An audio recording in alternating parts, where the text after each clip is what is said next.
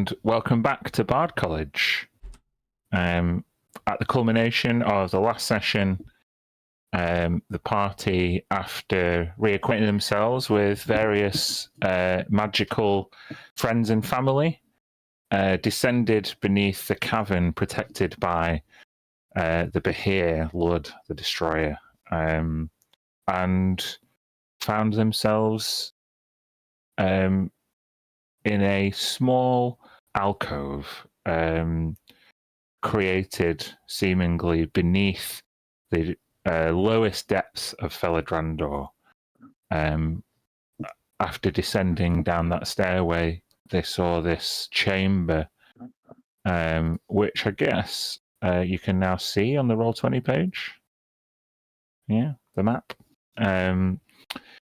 This chamber, the central feature being a sarcophagus. Couldn't quite get the one how I imagined it in my mind, but yeah, mainly with a glass top.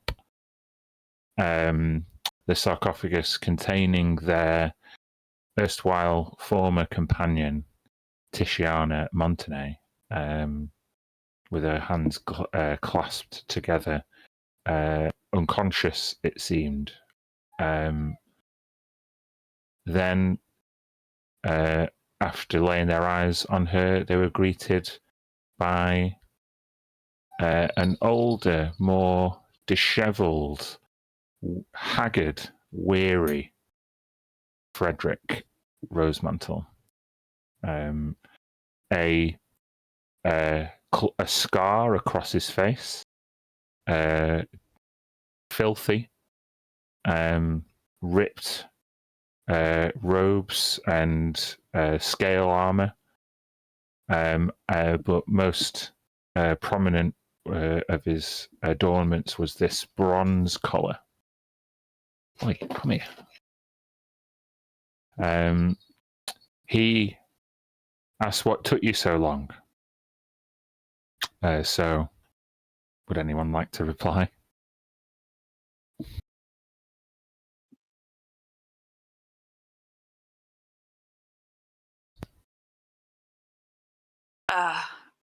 We were in the chained library and time moved differently there. We didn't know that we were gone for so long. Are you okay? He coughs, this wheezing, raspy cough. And stifling some kind of injury. He says, well, I'd heard about the chained library. I considered going there to find you, but I couldn't risk the time. I had other places to get to. And he walks over to the sarcophagus and places his hand earnestly on top of the glass. I'm just glad you followed my trail.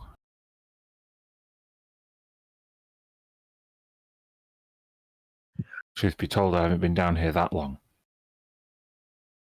But I've made many journeys across the plains. What did you find in the Infinite Library?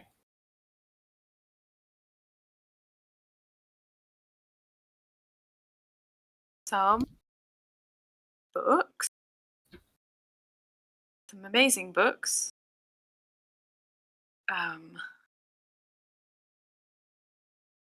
Oh, what did we find? Just room after room of just challenges, things that were difficult or just trying. The whole thing was like some kind of test. We think we have what we need to get to Pandemonium. But when we came back, we realized that had to wait.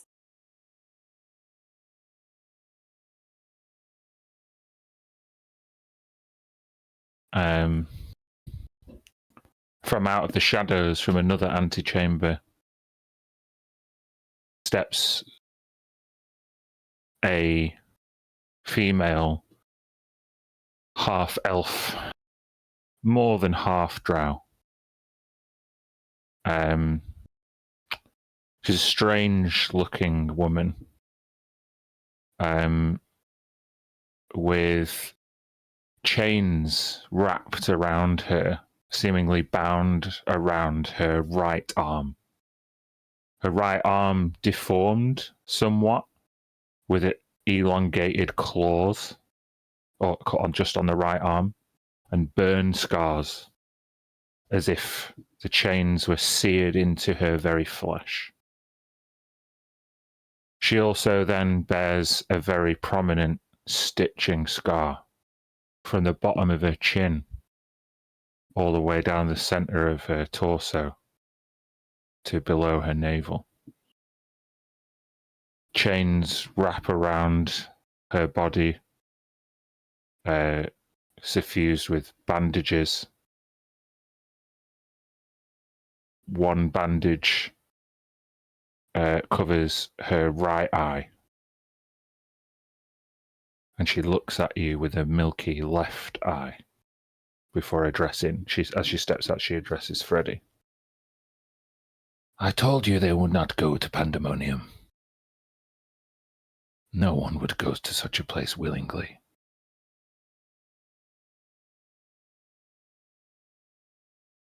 It's a pleasure to make your acquaintance, Starseekers. I suppose if you are half the adventurers Frederick here says you are, you already know who I am. It's an interesting fashion choice, Miss Talabaste. Demons care not for fashion. And the demon that wears me cares little about my appearance. But what is up here? And she points to a temple with a clawed finger. What do you mean, demon wearing you?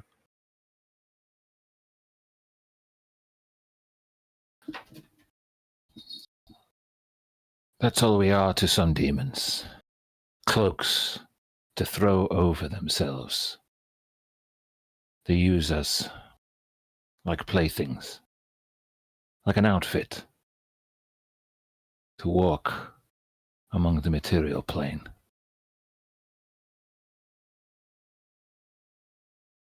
I suggest if you ever get the chance that you never give yourself to one.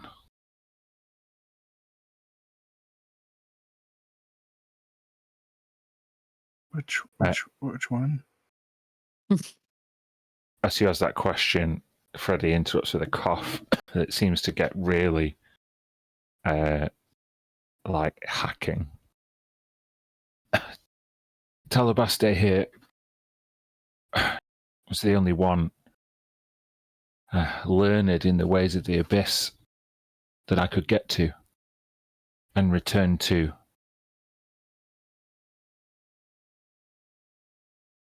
Much of what she knows can't be learnt here. And she was instrumental in charting my expedition. Maybe. I mean, before you start, is there anything we can do to help you? You don't sound well.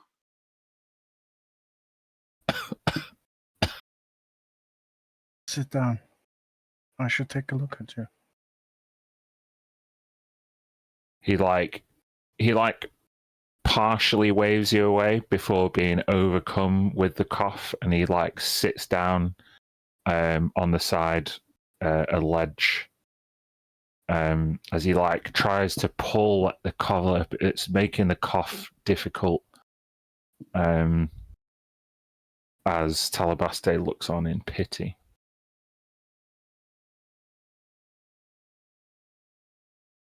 I'm gonna take out my healer's kit and examine his condition. Okay, you can make a medicine check.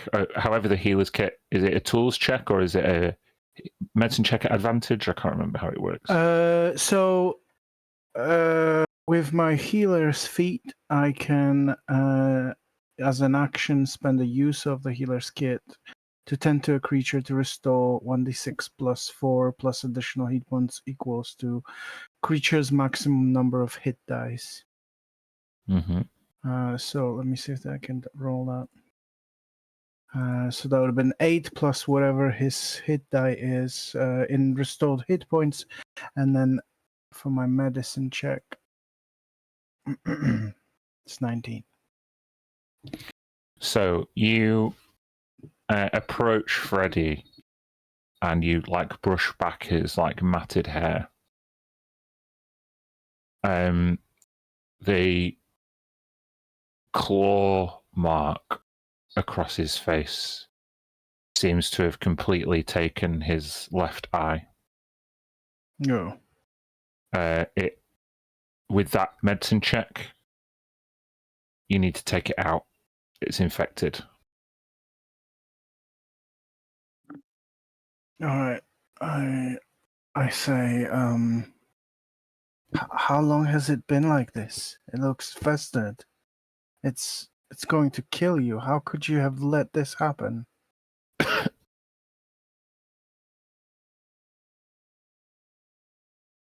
I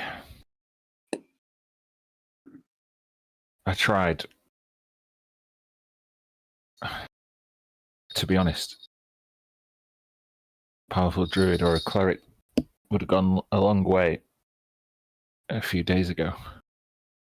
Could have maybe tried to find us.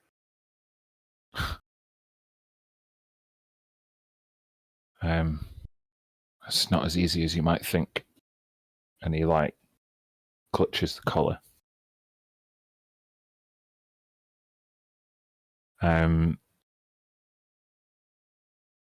The hit points that you restore obviously seem to basically clean up some wounds and things like that, but obviously the eye is damaged, and he is physically battered and bruised. And you think with that infection, he might be suffering from some kind of disease or like persistent infection.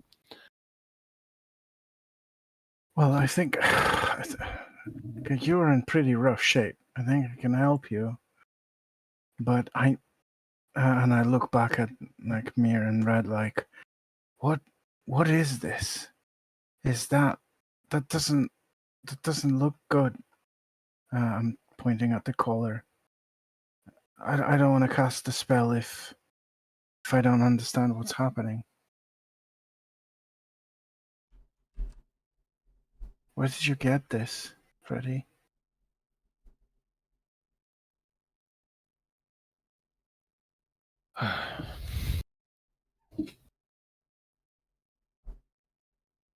It was placed on me.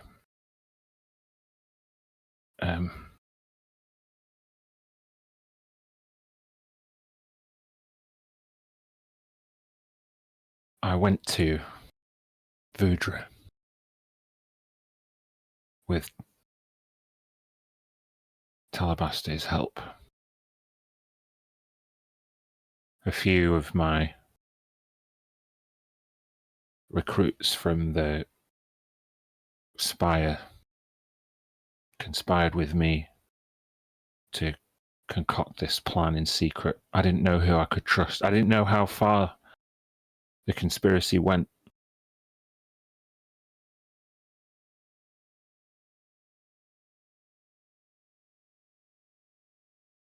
I happened upon this eternal sea of blood. And I went to this island. It was the most vibrant and intrusive jungle I've ever seen. It was if The land itself was trying to take your blood. The leaves were sharp. Everything had spines, everything twisted and coiled. It was like the whole place was alive. I journeyed there, and I saw the ancestral faces of Jacob's people. I saw the original, the progenitors of what Shamselvuk became. I feel like we've only ever seen a watered down ancestral version of these creatures. This was pure demonic terror. These creatures have 6 arms, serpentine bodies, teeth, so many teeth emerging from this huge maws that would dislocate in order to bite and slash and swallow in this cavalcade of violence. The abyss is truly the place of nightmares. You see, with Nain's help, I was able to find some details. She infiltrated her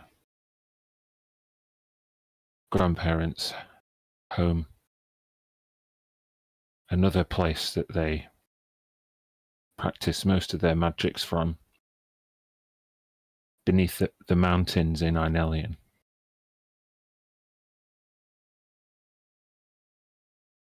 Over and over again, there were references to Shaktari, this Queen Marilith, Dendar's demonic champion, who was banished to the abyss when Dendar was sealed away. Over that millennia, Shaktari has cultivated Vudra, the layer of the Blood Sea, in her own image. But she's not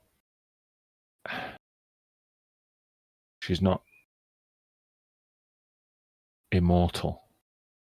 She doesn't have Dendar's power. She was constantly under threat, under challenge. I thought that I might challenge her. I thought that I might slay the Demon Queen of Vudra in order to reclaim my wife. I could not face Shaktari directly without proving myself against other Mariliths. Kastara, Zenefra, and Shathenarath.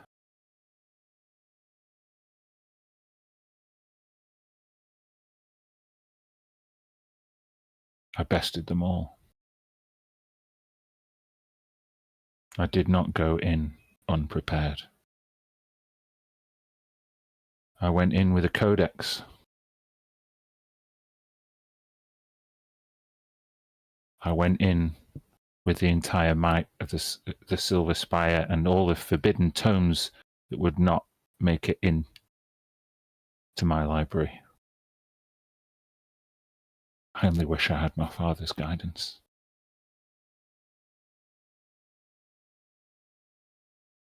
However, instead of earning the right to face Shaktari, I earned nothing more than the pride of place at her side, like a slave. The whole thing was a ruse. Entertainment. Like a dancing monkey, they laughed at my spells. My magical prowess, really paling in comparison to anything that could be summoned with but a thought of Shaktari. She placed this collar on me.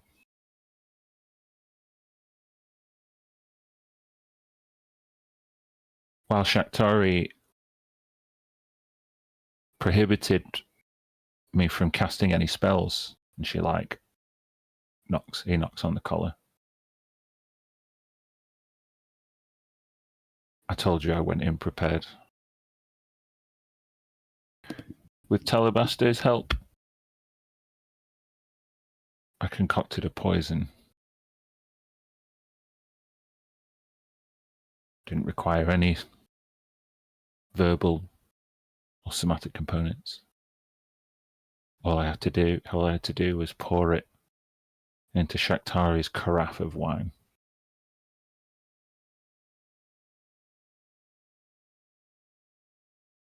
Bear in mind, simple poison cannot kill a demon queen, but it gave me enough time to get to Tisha. Tisha, who was imprisoned, awaiting the second coming of Dendar.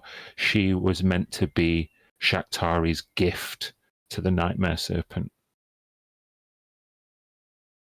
A symbol of his second coming,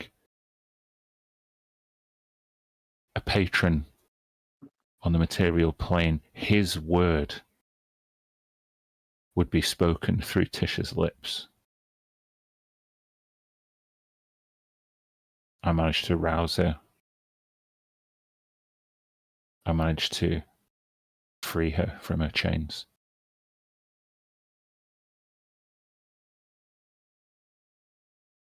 With Talabaste's magic, we were able to coordinate my escape.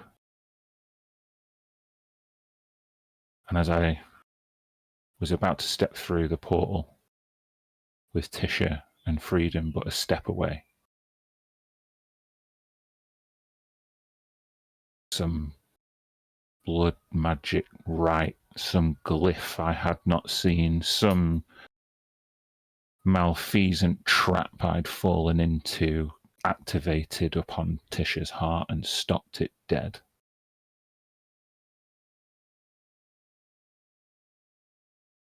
So I stepped through the portal, Tisha lifeless in my arms. Fearing that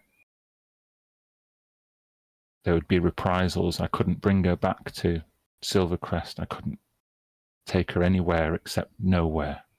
A place she'd never be found, a place that doesn't exist. A place that, well, only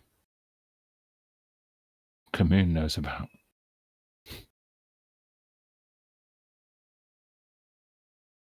I've been dearly hoping that you'd pick up my trail, infer from my research where I'd gone and what I've been doing.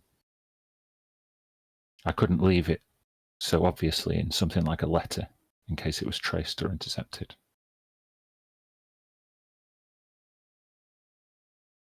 He coughs and wheezes.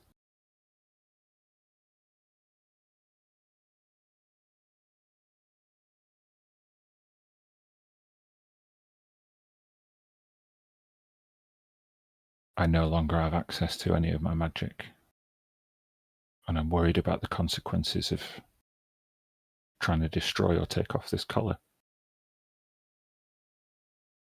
Talabeste is about the furthest kind of mage from a healer that you could get.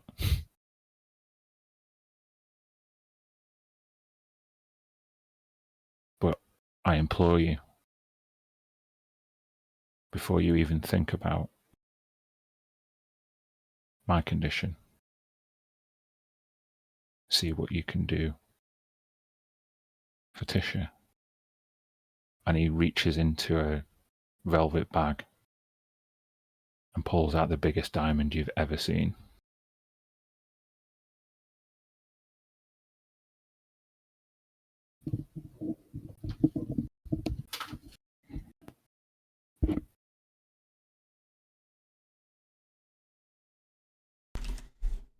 Can I If I have a glance over at the sarcophagus with Tisha in it, I get an idea of like what state she's in. Is she comatose? She's suspended in animation? Like what's... You can go make a medicine or arcana check if you want. Yeah, I mean, I'll try arcana. Yeah, I'm trying to figure out like where her soul and essence is like being balanced right now, you know. 23 arcana. With a 23, the sarcophagus, the stone base of the sarcophagus, it seems to be natural to you. There's no glyphs or runes on it. But the glass top seems to be casting the gentle repose spell to stop her from dying or decomposing. But you know that you would only really cast that if the person was dead.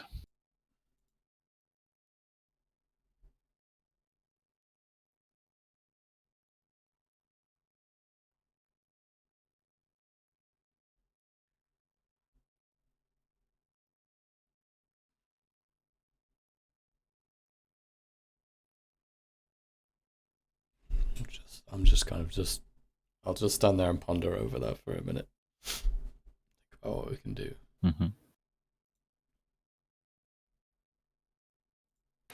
I'll look at Freddy and point at Telebaste and say,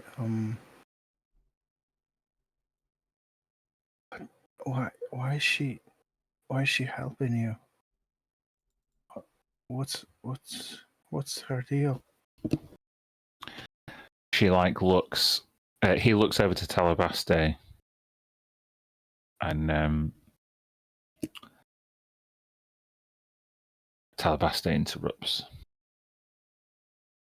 You can address me directly, darling. You see... Go on. When I began to learn magics, you might have been nothing but the glint in your grandparents' eye. Long before these bureaucratic attempts at regulation was I practicing the dark arts. Hemocraft? Ha! I'm a demon binder.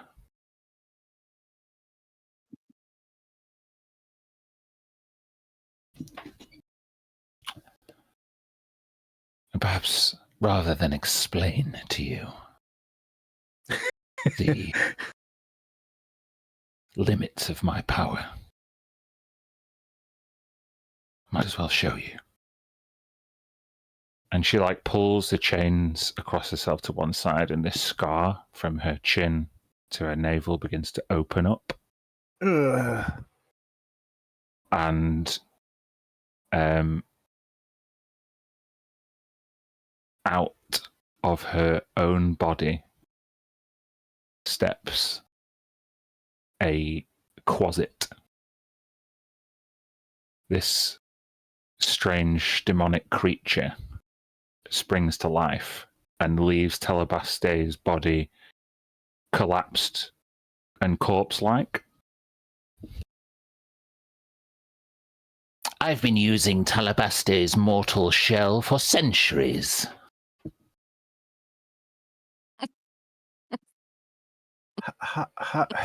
Hi? Greetings, mortal. Indeed, Telebaste is a demon binder, and she and I made a pact, many, many centuries ago.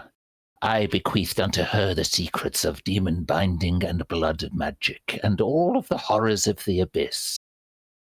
Her psyche has long since become corrupted and unstable, but my fervor is unwavering. I like it here. However, Telebaste was betrayed.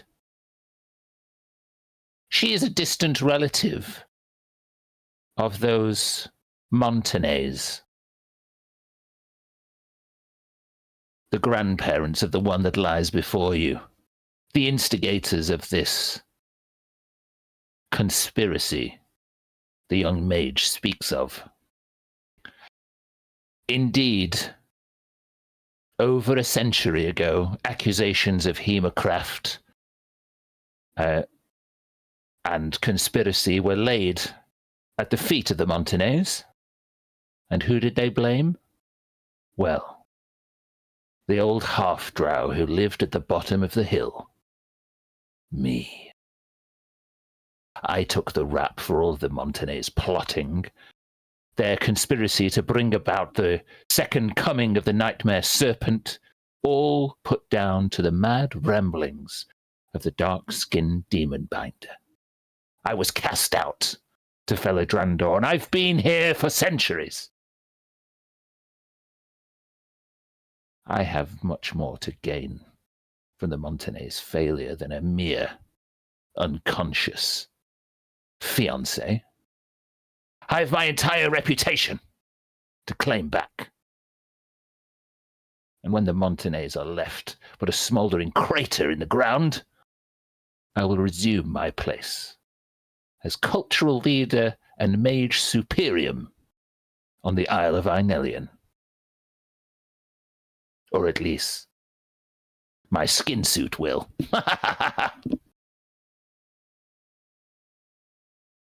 Wow, that's that you're a lot. You're wow. She's okay with sharing her consciousness or her body like that? She was when she entered into it, approximately 348 years ago. The matter has been closed since then. All right. I wouldn't mind taking a look at your contract later, just to see Contract? Contracts are for devils. We made a pact, bound in blood. One body, two souls. That is sure. Yeah, that's cool. I had a question, but it can wait. It can wait. You do you need anything from us before we try to help our friend? Can you help in any way? I'm afraid not. Is this place safe? Are we okay if we needed to rest to attempt whatever we need to do to help her? Is that gonna be okay? The young mage has been staying here with me for the best part of a 10-day, and you are the first intruders to discover our location. He anticipated as much, and he anticipates a lot less from anyone who might pursue us. As you know, demons are not in the habit of giving their names, but I would like yours. I mean, just so we're clear, I'm not like giving it to you. I'm just introducing myself for the clarity of things. My name's Matilda Hollytop, but you can call me Tilly. Well met. You're quite tall for a halfling. Thank you. You're just quite if you didn't average know, for the demon size. I don't know if you know what a quasit looks like. Some people do. Yeah, I've seen the picture before. Yeah, he's sort of impish, isn't he? Yeah, I will just paste a link to a quasit. Quasit?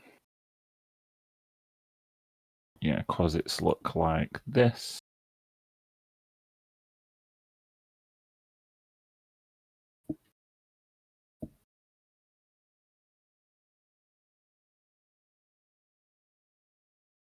He's almost freaking cute. Almost.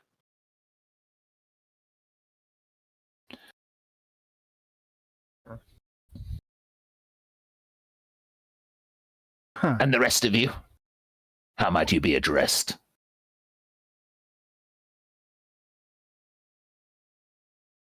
Mia. Giselle. Red. And what's your name?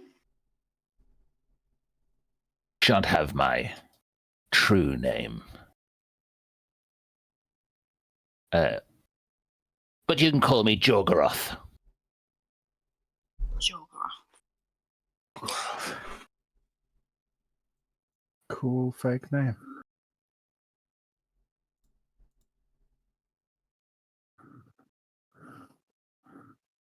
Well, I'm Now, yeah. Go on. now that we've seen eye to eye, I much prefer to go back into my skin suit.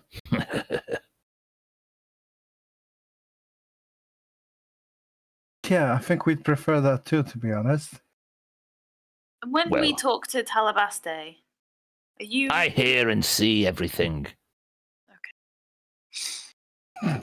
Good day. Good day. Good And day. he literally just grabs both sides of Talabaste's kind of twain parted corpse and steps inside it and then pulls the body together, and she just goes. Is there like a Oh zip? Is my there like a God. zipper? Yeah.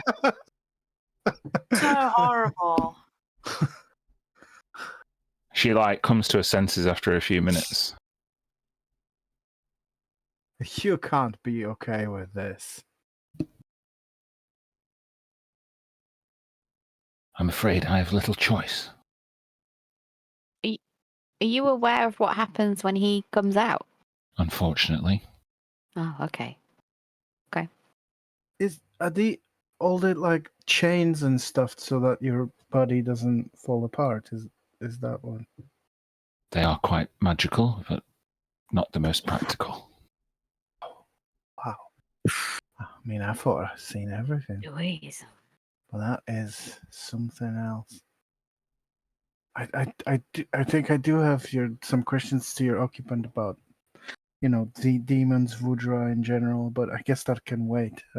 I know everything that they know. Yeah, that's great. Mir, what can we do for her? For Talabaste, I don't know. No, sorry, I meant, and I point at the sarcophagus. Oh. I mean, that's a big diamond. I would say that's worth at least 5,000 gold pieces. Easily. Right, Freddie? You notice that even though it's very large, with your jeweler's tools proficiency, Mir, that it is somewhat impure. Okay. Something that may warrant you taking a closer look, you would think. Yeah. I will do that. You can make a jeweler's tools check if you wish. Please remind me. I don't have that sign. Thing. You just make a dexterity check and add your proficiency bonus, basically. Okay. So it will be this, whatever this is, plus a 6. Did it roll? No. Is nothing working now? You could just roll a d20 and add the respective bonuses. Oh. Oh, Yeah, 10. no. It's a big old diamond, and the impurities may just be superficial with a 10. Okay. So we can cast the same spell or a more powerful version of the spell as what we tried back there. And like back there, it's not guaranteed that it will work. Of course not. I mean, we all have a much closer connection to Tisha, so I hope that will make a difference. I think the only question we have to try, obviously, but the only question I have whether we should do it after we rest or. I can't perform that spell without sleeping first. I kind of thought that might be the case. Something I can do that I would like to do is have a closer look at that collar on Freddy. Yeah, he's like sits down and his like hair is like draped over himself. It's quite obvious to you, May, that Freddy is exhausted. Since we have to rest anyway, we should probably try and help him today. Yeah. I'd like to use my feet to cast Identify on Freddy. Collar. On the collar? Yeah. Okay. Do you cast that through an object or? It's Just- through my it's the mystic, yeah. conflux. Cool. You cast it and the spell fails. Oh, fuck. Any idea why? I will give you advantage on an Arcana check. Roll good, roll good, roll good. Come on, not 20! Yeah! Okay. This collar negates all magic and thus is immune to any kind of identification effect. Motherfucker. With that natural 20, you would hypothesize that any spell cast on Freddy may fail, and Freddy definitely wouldn't be able to cast any spells himself. Healing potions? You don't know. Yeah. The healer's kit worked because that's just mundane medicine. We need to figure out a way to take this off. I can help him, but Does it? Is the nature of that collar? I'm asking Mir. Magical of its own origin? Is it magic that's stopping all the other magic working? We're just not powerful enough to dispel it.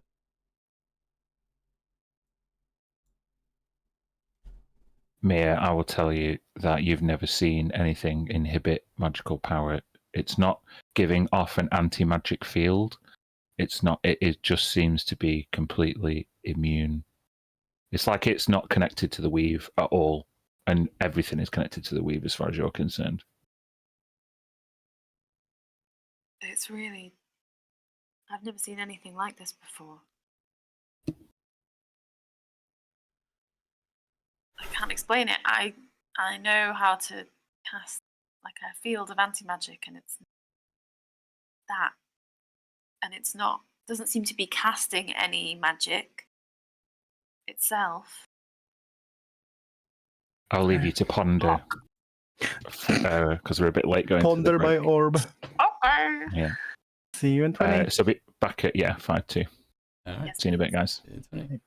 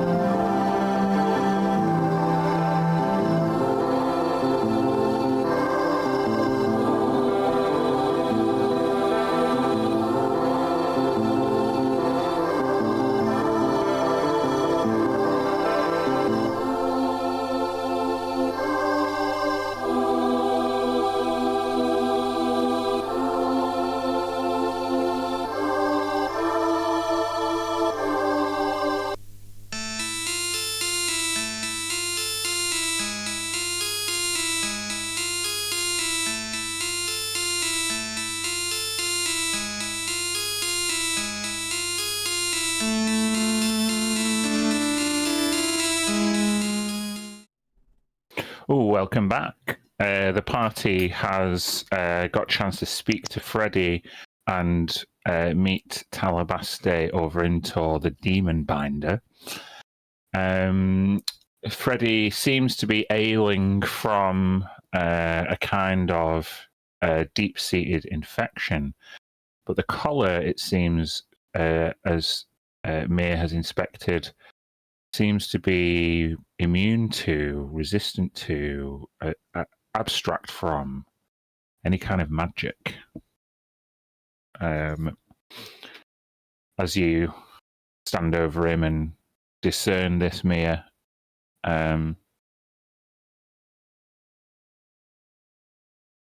Freddy looks up, says,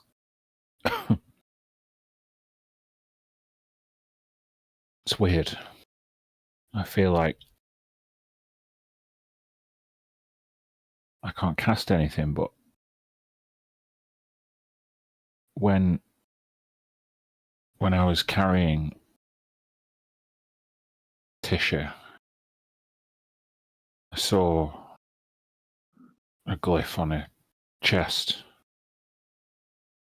I couldn't feel the magic emanating from it. And I felt like a dull thud in my back. As I turned round to see this horde of Mariliths throwing eldritch magic ordnance my way, I didn't feel any pain.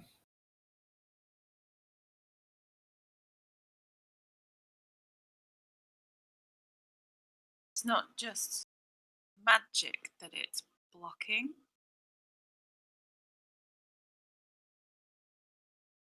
No, they weren't slinging arrows or anything. I had no wounds that I could feel. Do me a favour. Giselle, Hey. you're pretty handy with a firebolt, right? Let's try. Hit me! No. Where? Are Maybe you we should sure? start, like, lower. Hang on, I'm if gonna... this... Go on. No, what were you going to say? I was just gonna hit him with a gust of wind. The worst thing that happens Yeah, is go for it. he falls Try over. that one first. I'll do that. Did you feel it? Feel like a dull... I can feel the air move around me, but... I'm not going to know for sure. I need... Just do it. Okay. We're not gonna be able to heal you if... Alright, I'll get my bandages ready. Try to not kill him, Giselle? Yeah. Well, just if this doesn't work, you're not going to be here to save Tisha. I just want to make sure that you're okay with that. He makes a... You can see him making a few calculations in your head. You can make an insight check if you want, Giselle. Insight. That one shows on number 20. Good. A crit, a fail. Oh. Oh, I'll use my halfling luck. Give you a I'll reroll. go again. Reroll it. Not much better. And 11. another fail. Jesus. With an 11, you can't really tell if Freddy has a death wish or he's being overconfident, but he seems quite sure. Okay, so I'm going to roll a d20. I'm going to add 11 to it. And that's my hit. So 15 and 11. Describe how you throw this firebolt at Freddy. Well, I put my hands up and I aim where he directed me. Oh. This mote of fire casts across the chamber, and as soon as it makes contact with Freddy, it disappears.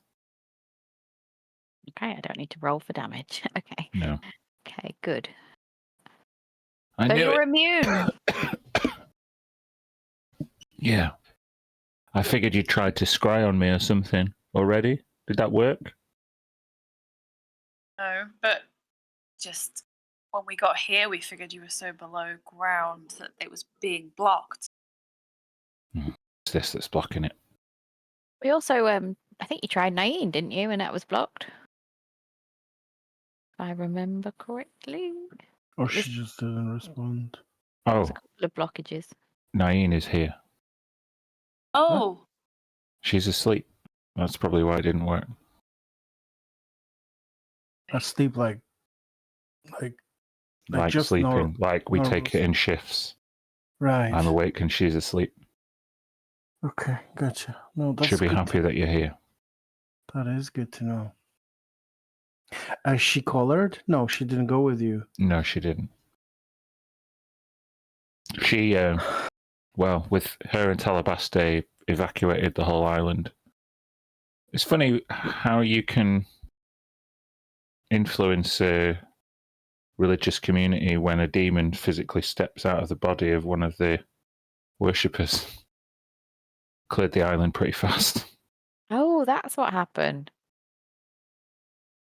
Why were the guards poisoned, though? Oh, Naeen had to get onto the island somehow. Then it was Naeem. Hmm. Detective Giselle the ready. She doesn't fuck about. Um, Okay, so should we? We can't touch it with the magic. Not even next to it or whatever. So that's not a solution. But hopefully there is one. We just put our heads together. Put out all our tools. I am a skilled alchemist. I could maybe create an acid that would eat through it with the help of some of your more delicate tools, maybe Mir, and maybe a bit more brute force from some. Maybe we can figure something out. I mean, it's not gonna hit us with magic. It's anti-magic. So it's just a case of trying to find out how physically resistant it is. And well, Freddie, you said you were worried about what would happen if it was to break or be broken, didn't you? I don't know.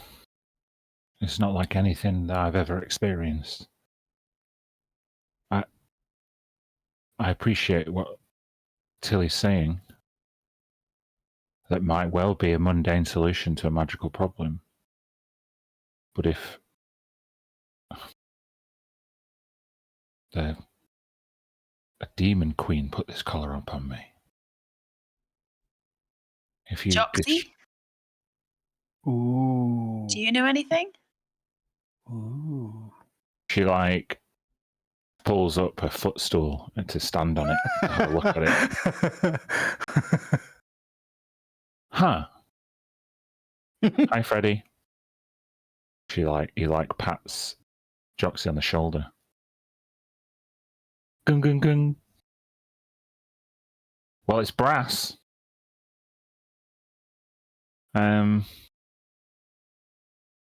I don't know, guys. Like, I've read about demonic lords of the abyss, but what happens when you break chains? And I mean, if anyone know that, it'd be the closet woman over there. And Talabaste is like, the magic of a queen of the abyss is equivalent to your god, pointing at Mia. There's no telling what will happen. If we attempt to remove it, it should be with the expectation that it's at least a possibility that young Frederick will die. Oh,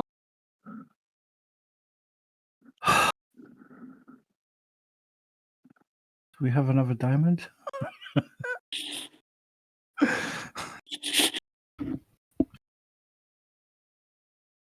Freddie Well- says, if I could see Tisha again, I'd die happy.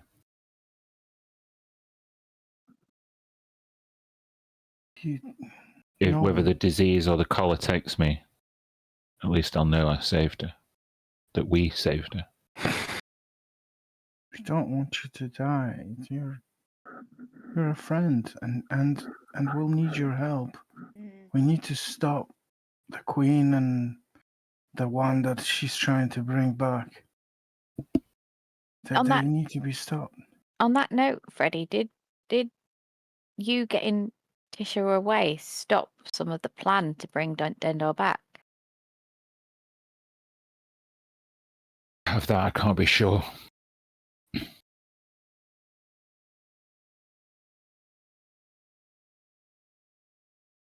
I know that Tisha was planned to be a gift, so presumably She could be replaced. it's not contingent on Tisha's participation. She's merely a trinket for when he already is returned.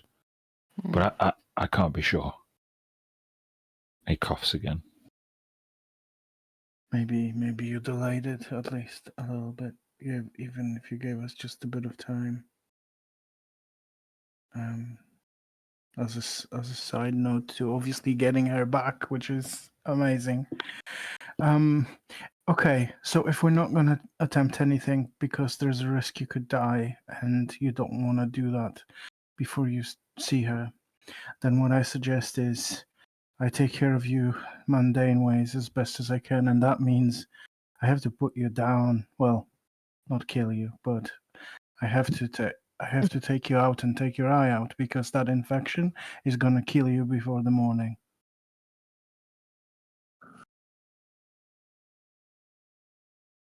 Okay. All right. Let's make some room on these tables. And Giselle, would you mind just assisting me a bit? Wait, I have to assist with this bit. Oh my god. You guys have done neurosurgery before, and Jeffrey was fine, so... Jeffrey, not fine. Jeffrey. That was great. That was a great memory. Before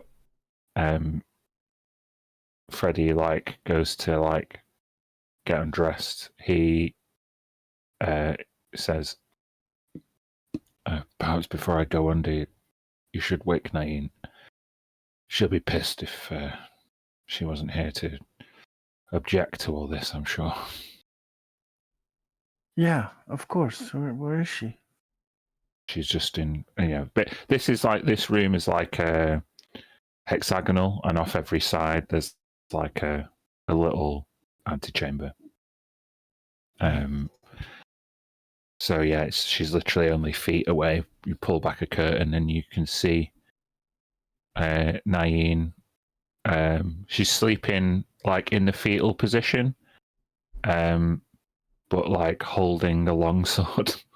Mm-hmm. Okay, I'm gonna just I'm gonna stay out of the range and just very gently, Nain, hey, you, wake up! It's a bit. Just make a dexterity saving throw. Fuck! I knew it. Oh, dude, 3. Oh no! You go over. Nain, and before you know it, she's got you in a chokehold, and she's got the longsword pressed against it. She's like, "Holy fuck! You scared me." Oh, it's me. It's Tilly. She lets you go. Hey, we're here. We're. Oh my god! I'm so glad to see you all. And she just picks you up in one arm, and then runs into and just goes up to Red and grasps her as well. That's awesome. Hey, how are you? Some crazy stuff Freddie was telling us. I know. I mean, I didn't know what I was getting myself in for, but when he asked me to go and break into my grandparents' place, I was more than happy to be honest. Those fuckers took Tisha, and I guess all of those clues that we found pointed him towards Vudra. I'd have gone with him, but I had to prepare for Tisha's return. I'm just glad she came back in one piece and not in a worse state.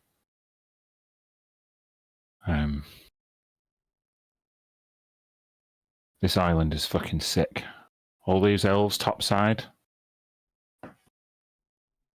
they were drinking the Kool-Aid, man.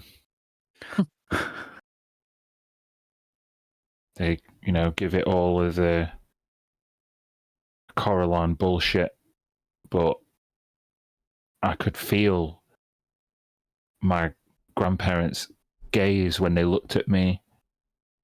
I could see the twisted metaphors in all their symbology. And, well, Telebaste was only happy to give them a little push with her tricks. I'm just glad it worked.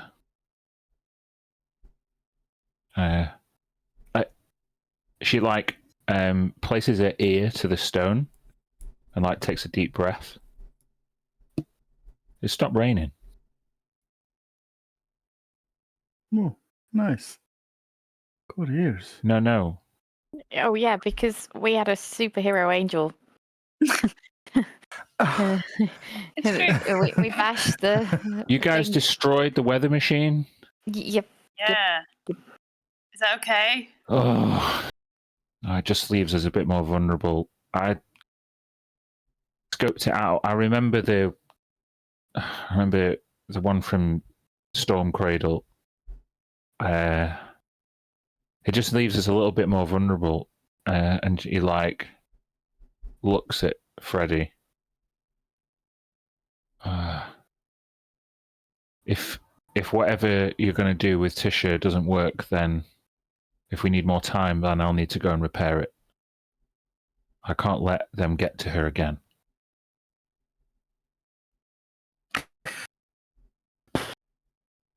Sounds reasonable. Whatever you're going to do. Oh, I'm sorry, I just hope it fucking works. We've come so far. You guys have been gone for so long. Yeah, We didn't we're mean sorry. to. We didn't.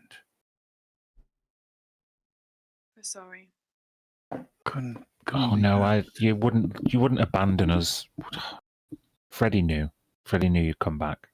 So did I. I'm just so fucking angry. I bet.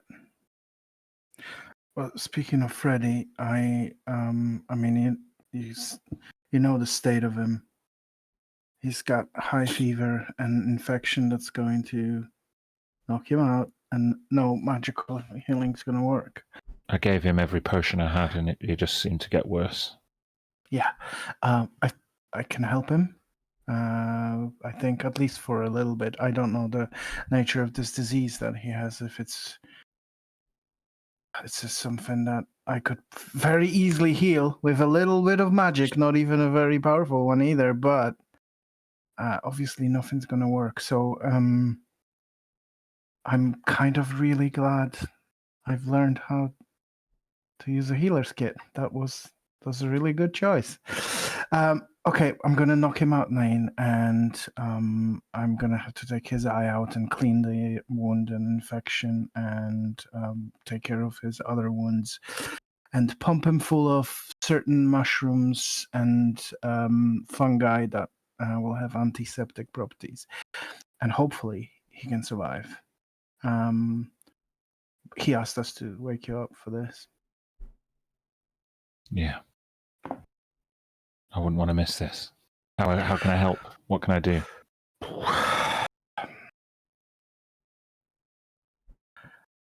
Well, I mean, I guess just be here for now. We'll definitely have more questions for you. So we need to rest because Mir is going to try bring her back. We all will, but we have to rest for that. It's okay. I can keep watch while you put Freddy under and while the rest of you get some sleep. You look like you've been crawling around a cave for the past day or so. Can I like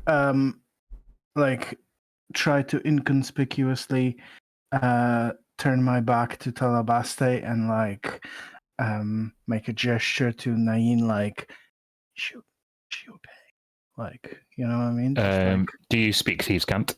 No, you can make No. a stealth check if you want. Yeah, sure. Let's do it.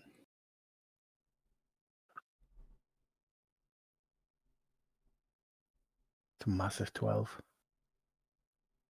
You like look back and you make a quick gesture, and Nain gives you a rough affirmative nod, but you're not sure whether Talabaste saw you or not.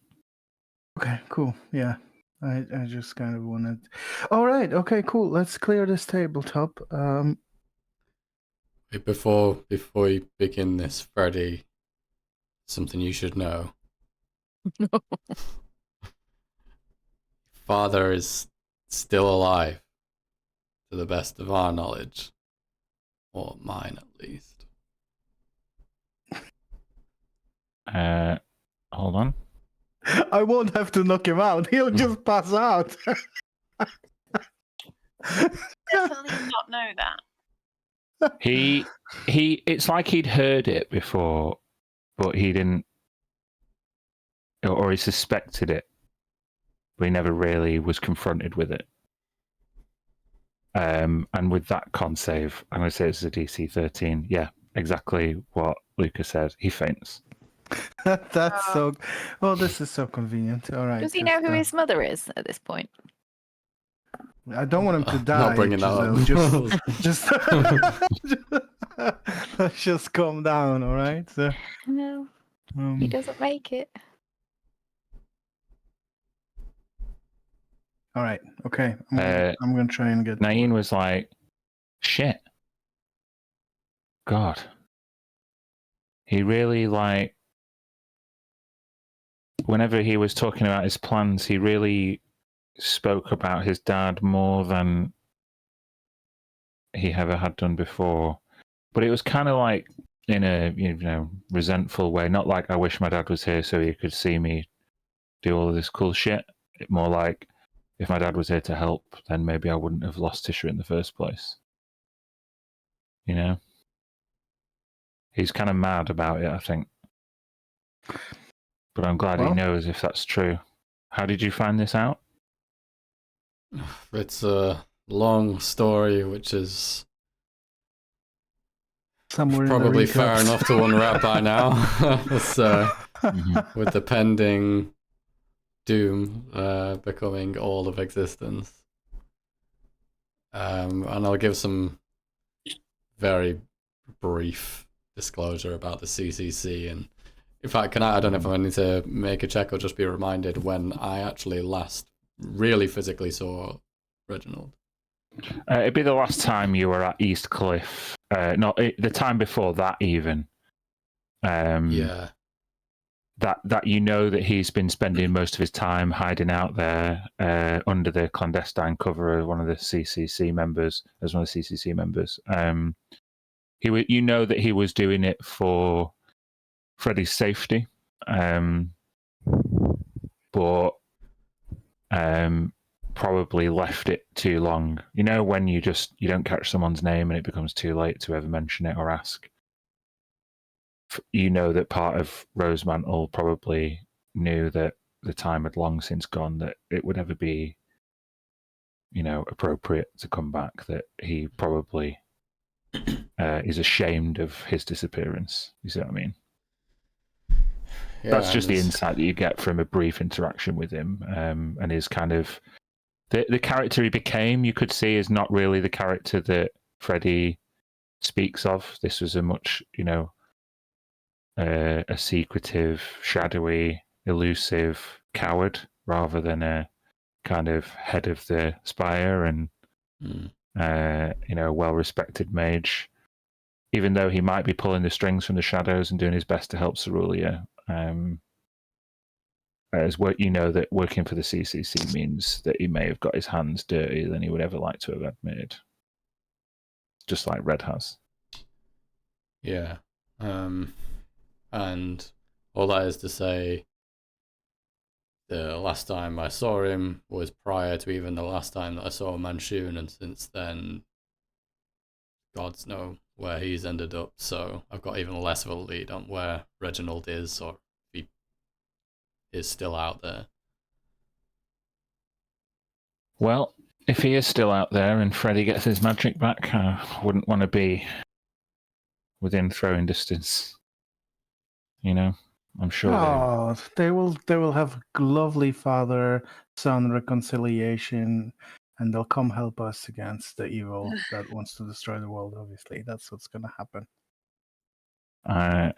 Nain looks down to you and flips you a platinum piece. I'll take that back twice over if that does not happen. Okay, thank you for this. I'm actually very fond of money recently for undisclosed reasons. But You might be able to pay it back. might not be able to. No. All right. Okay. Who can I?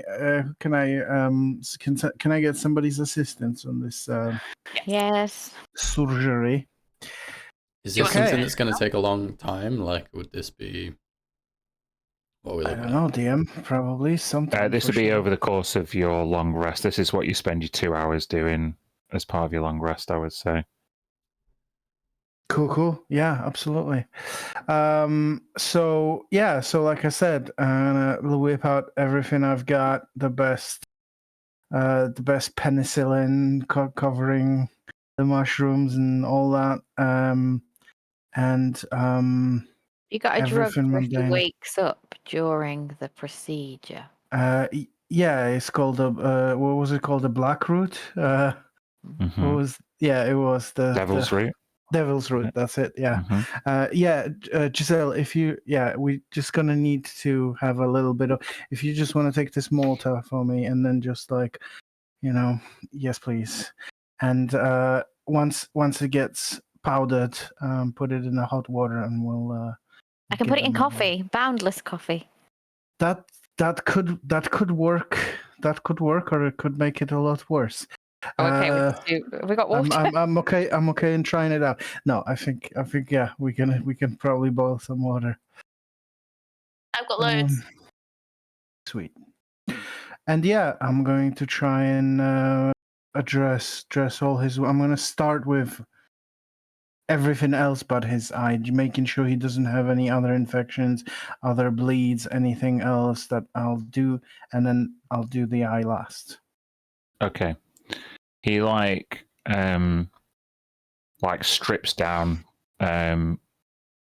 preserving his modesty, and lays on this makeshift kind of bench, and you pull over like a divider to give you some privacy. And as people pop behind where Giselle and Red and whoever else comes with the fresh water or bandages or penicillin or whatever,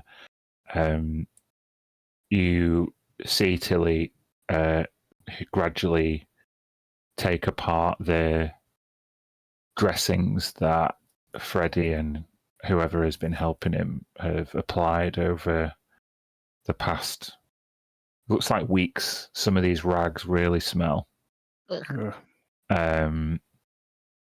He not only has a slash mark across his face, but you can see across his back there's lots of scarring. It looks like he was lashed repeatedly. You see there's debris, and you pull out with some tongs sharpened stone and glass, as if he was pelted or stoned for a time.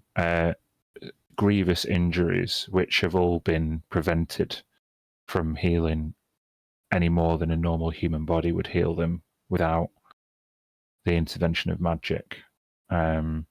He's broken and scarred, but as the aroma of your medicinal concoctions begins to permeate this chamber, a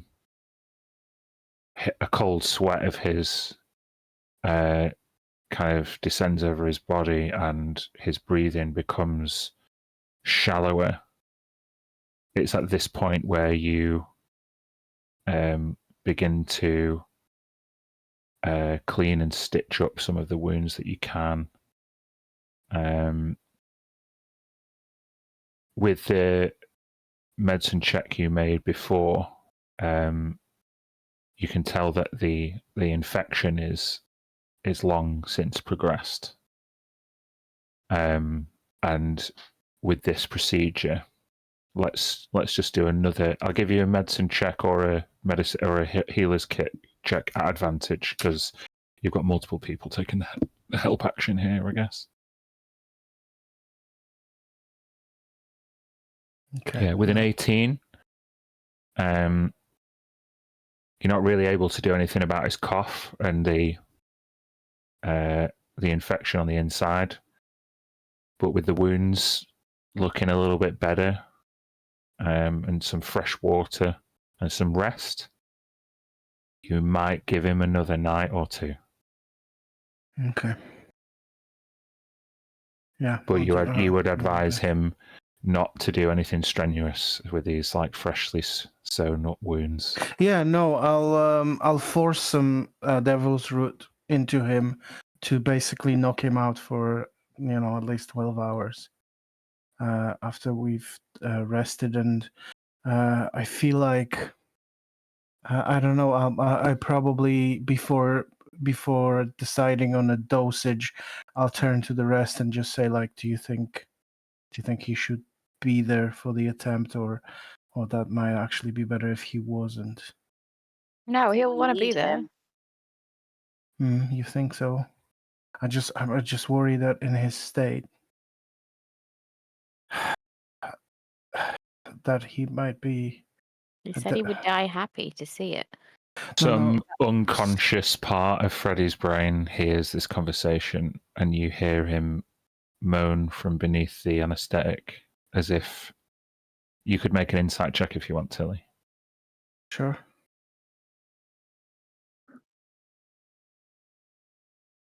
It seems Giselle and Mia's inclination is correct. There's no way that Freddy would want to miss this. Pull a dosage a bit back so he wakes in 8 hours. The only other thing that I can think of is trying to call on Mistra's help. Maybe. If it was her level of power that put this on him, then maybe she can help remove it. But also, I don't know, like, it's like it's not attached to the weave at all, and therefore Mistra might not be able to do anything. Maybe it's worth the try. Maybe. At least the try. question is, Right.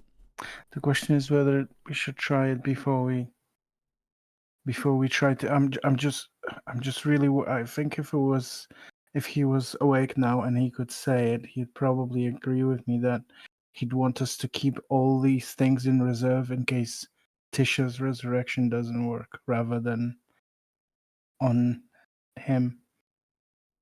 Do you know what I mean? True. But it's I don't your think ability. without him, I don't even know if Tisha's resurrection will work. But why without him? It's gonna be fine for another day. What? Well, he can still I'm be not here sure if what he's you got the mean. collar on. Yeah. We don't need to prioritize No. removing that, I think, is the... Unless the collar being in the vicinity of you casting that spell will affect. Does that make sense for your arcane people? Because it doesn't to me, but would it? With your natural 20 Arcana check on the collar, I think you would be worried, Mir, about Freddy being able to participate in the resurrection ritual while wearing that collar. Oh, yeah. We need him. We need that collar off him. Tisha is fine as she is. Though we want to resurrect her as soon as we can. She's in a stable state. I'll look, Yeah, she's like in a stasis. Yeah. I'll look over to Tisha's body in there, and then and Freddy's like out for the count now, right? Yeah. Try and kind of keep it hushed and away from the others, like to you guys, like call me paranoid, or maybe it's just pessimism, but I can't ignore the possibility that trying to resurrect Tisha will fail, or that she may be compromised in some way. Soul might be compromised, body. Mm-hmm. It's from what they said about she was being prepared to be a conduit for Dendar. If something went terribly wrong and we had to take action, We've got to kill her. He can't be Freddy here for would that. do anything he could if he didn't have that collar on him to wipe us out. That's what I'm saying, yeah. What are you saying? I'm just saying that I want to do some investigation. My God. Just before we rush into taking this collar off of Freddy, I want to try everything I can to try and understand where Tisha's body ends and her soul begins.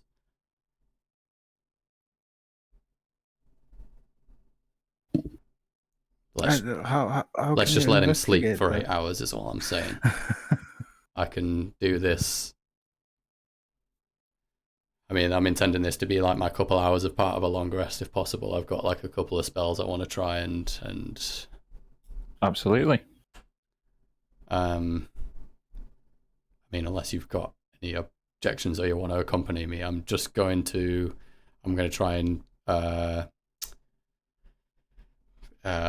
what's the word? I'm trying to clean that space, and I'll start the casting of a magic circle. I'm going to try and reach out to Tisha on the other side. I'm going to try and understand where her soul is being channeled, and I'm like explaining this, as we're all around. And I'll firstly cast magic circle. So let me just mark off my components. So because I'm casting it at 5th level, it lasts for 3 hours. And it's set so fiends can't enter the circle. Mm-hmm. So obviously I expect to keep Talabaste way back. You can stand the fuck back and just stay the fuck away from what I'm doing over here. And, she watches you with kind of this curious fascination, like she's enjoying you watching you go through your ritual. And you look over after you finish casting your magic circle, and you can just see like one of Talabaste's eyes is just looking in the other direction, and you're not sure whether she's just fallen asleep watching you do this ritual or not.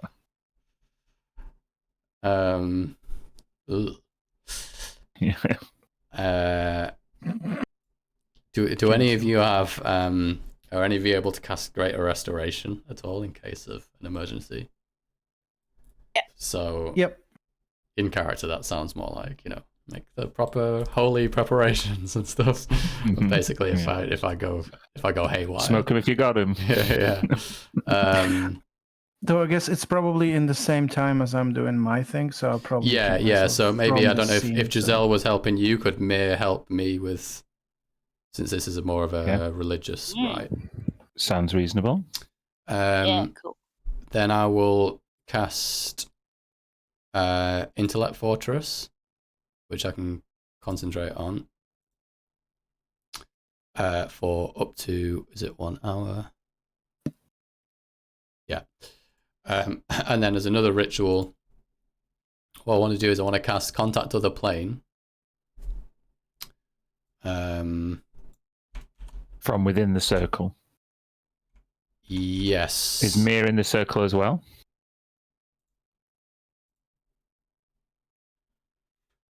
Oh, I would be if I was invited to be. Yeah, I think so. It's like, I think it's a 10-foot radius. All right. Should be some room outside there around the coffin. Let me just check, is it Contact Other Plane I want to do?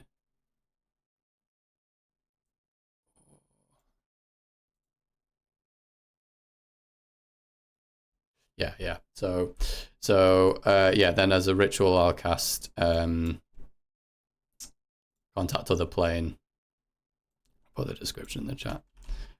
My idea of what I'm trying to do with this is, rather than where I'd usually contact like Mendrian or patron that I know, I'm going to be, I've taken all these preparations with a circle and an Intellect Fortress, and I'll kind of kneel on the glass, like I'm like above facing Tisha, and I put my hands over like near where her head is, and just like kneel right down and put my head on my hands and close my eyes, and I'm trying to reach through to Tisha, and I ask everyone to remind me in as much detail and review in my notes. From what I know, she worships Talos, right? Talos was the god who seemingly possessed her or inhabited her for a time. Before that, she, I don't know, Lucy, was she kind of... Pardon? She had a religion. No. I think she was just sort of protected and sheltered from blood magic and didn't really get told much. Okay. She was Mistress Champion, though, right? Or one of the 7. She was one of the seven, yeah. The council, so she would definitely be open to Mistra. I suppose then maybe that's the decision that we have to make. Like, I mean, obviously we're playing it fast and loose with how I think the mechanics of this might work, but narratively what I'm trying to do is I'm trying to reach through to another worldly being, which would normally be the case of like my patron, but in this case, trying to reach out to her patron or her. I think Talos might be the most attached, but then also from what you're saying, maybe Mistra would be more appropriate to try and reach out to, and I don't know if I have to. Or Tisha directly. Well, Tisha's it's a demigod or the spirit of a long dead sage. Like, the point is that if a soul is kind of in transit, this is my thinking, or you know, if it's still attached somewhere, or if Dendar is grabbing hold of it, I'm trying to reach out to Talos and be like, hey, have you still got a grasp on Tisha's soul, basically, is what I'm trying to do here. Or has it been snatched by this world serpent? I can't guide you for who to contact. You have to tell me. I'd go for Mistra. Can I ask a question, DM? Mm. You know old Cathandir? Mm. He was a forgotten god, right? Yep. But was he not watching over souls? He was, from what the limited conversation you have with him, you understand he's an ancient and forgotten god of death.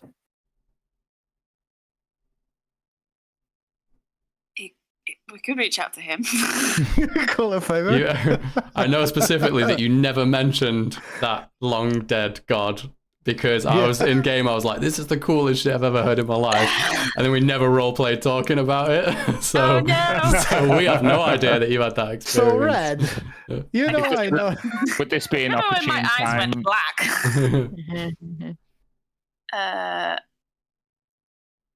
Just maybe it might be a risk. I don't know.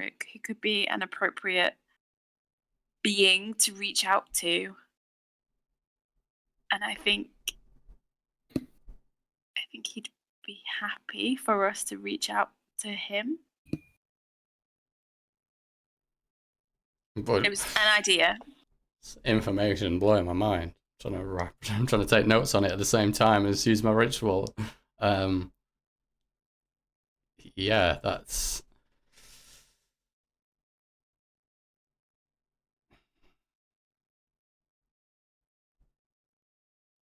I think that we need to try and think about who would be kind of closest. What otherworldly or deific being would be closest to like having a grasp on Tisha's soul? I don't think this god like has anything specific that makes him close to her, but Talos could be tied Yeah, Talos took her to over. her, you know? But it was Mistra that was kind of like the team of coming together as the Yeah. stars. So so maybe Mistra? Mr. is always here with us. Yeah. You know what? Mia's here. You've got all the prayers and stuff. You can like interrupt and correct me when I like mispronounce a prayer and stuff like that. Oh. I'll try and, with Mistra in mind, I'll try and focus as much as I can to reach through to the other side via Tisha in front of me in the sarcophagus. I try and reach out to Mistra, channeling through Tisha. And just see. Okay.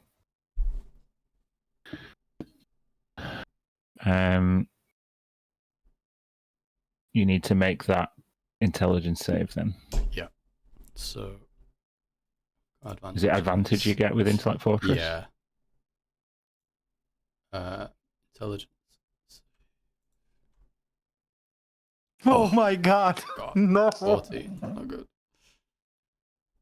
No. From beneath the bowels of Felidrandor, deep away, beneath the sea, you worry, given the pervasive silence of Mistra, whether the gods are no longer watching.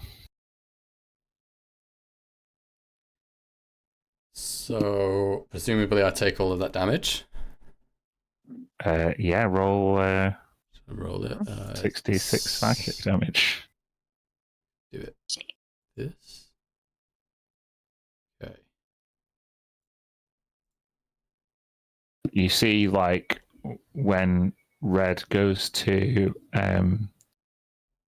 kind of cast the final incantation and from within the circle and places their hand on sorry, Don, Yeah. to interrupt you, but the roll you made is without any pluses. I don't know why this happened. Wait, what the? But you rolled. Is you it rolled flat? You rolled. No, I should You have. rolled a 10. I should You have rolled a plus 10 4. and 14.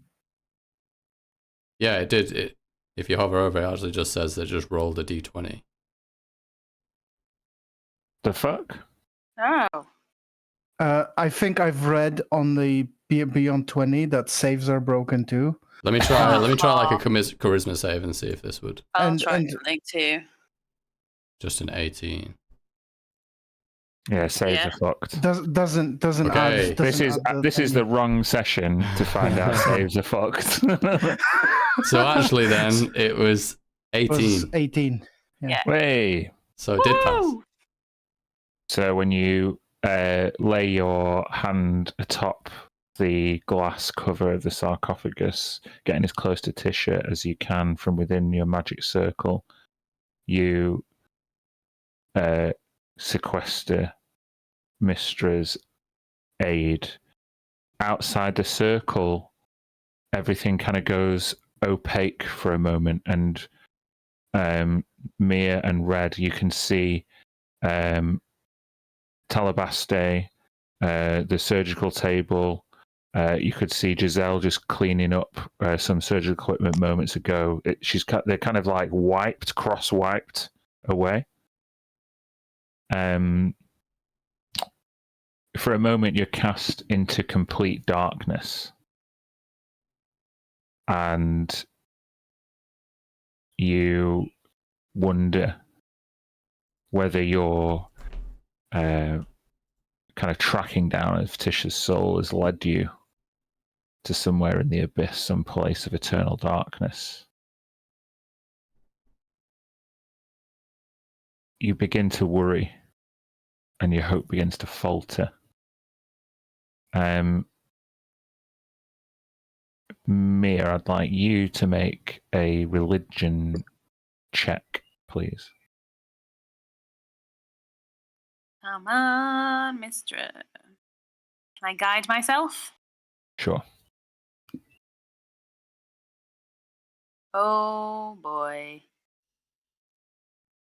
Yeah, no halfling luck from within the magic Nah. circle when you can't see what's going on. It feels like you and Red are stood there in total darkness. It feels like you've been there for ages. It feels like you're stuck in an elevator in between the planes. And the elevator stops. And you're pressing the emergency button. And nobody's coming. Mia, for the first time, you feel like you cut off from her.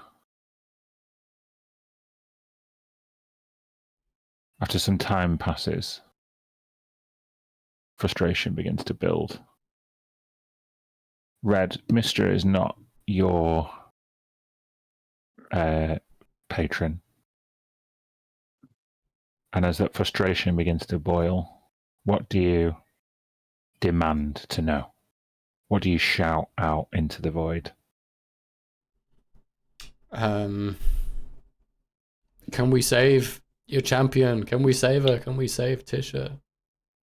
You need her and we do too. Please help. Is she still there? So one of your questions is, can we save Tisha? Yeah. You get 5 or up to 5.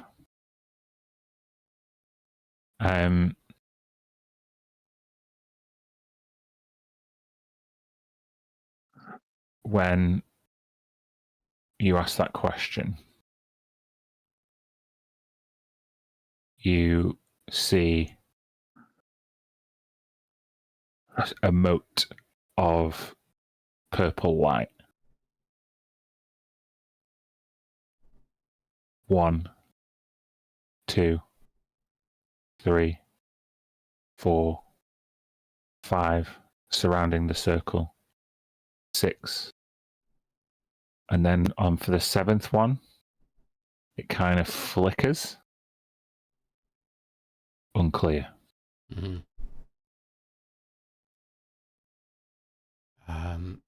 Is a soul bound to Dendar?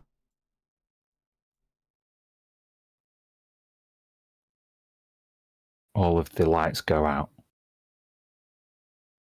That's a clear no. Okay.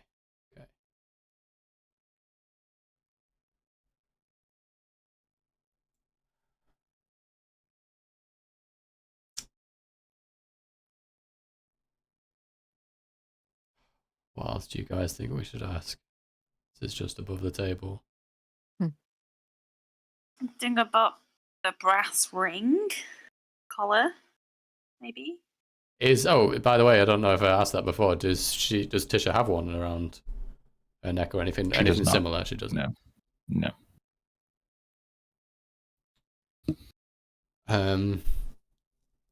Yeah, I guess. Yeah. Is it possible? It's a bit vague. Are your powers from beyond and beneath the weave powerful enough, able to remove the brass ring from around Freddy's neck?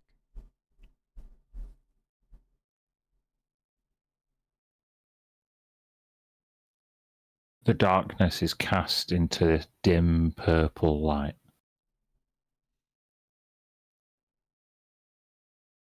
You think that's a maybe?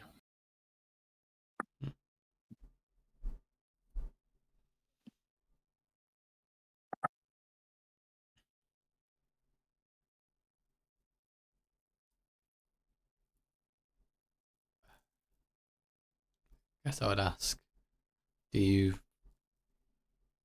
Do you feel the approach of Dendar?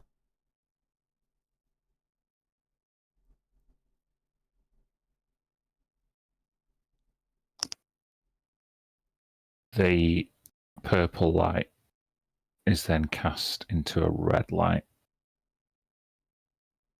Warning. It's a clear yes. Ugh. Bruce.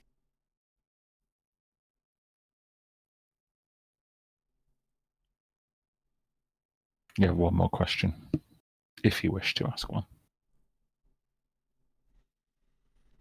I think maybe rather than a question, just the last one is like, please look out for us while we try everything we can. Roll a D100, Red. Ooh. Yeah, 2. 48. It's got to be great, right? Right in the middle. That's exactly what we wanted. As you say, please watch over Tisha, look out for us, you realise as your eyes open that you saying that command to Mia's face. I will. Of course I will. What did... I think we can do it.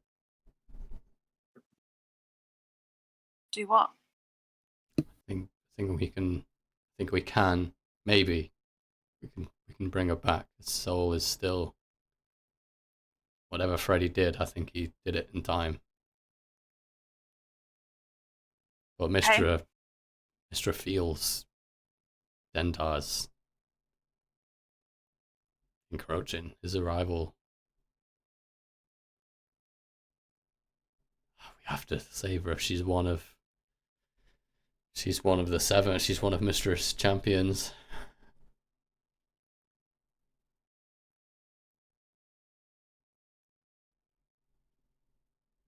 So, collar. Do you feel a bit better about us trying to get it off? I think we need to for him to help bring her back. Yeah. I feel like if there were any fiends ready to jump out of her, we would have, with the magic circle and everything, like, we would have known about it. Uh-huh. I think she's not gone just yet. And I think Mistress power, it didn't even seem like Mistra was sure she'd be able to remove the collar, but it's not impossible. So do we try something alchemical first? Or do you really want to try and beseech like the real power of Mistra and try this?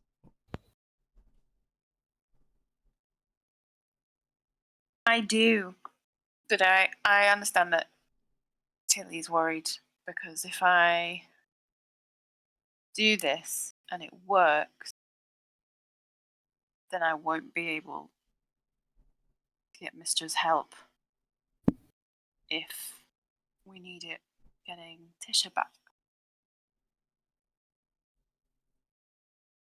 Sure, cool. I just hope that collar also isn't kind of keeping him alive as well.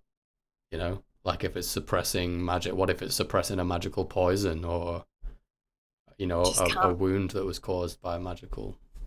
I can't figure out anything about it. And if it was put on him by a godlike being, then I think asking another godlike being to help makes sense. I could at least try tonight before I go to sleep. If everyone agrees. But maybe you want to leave her to rest. Him to rest.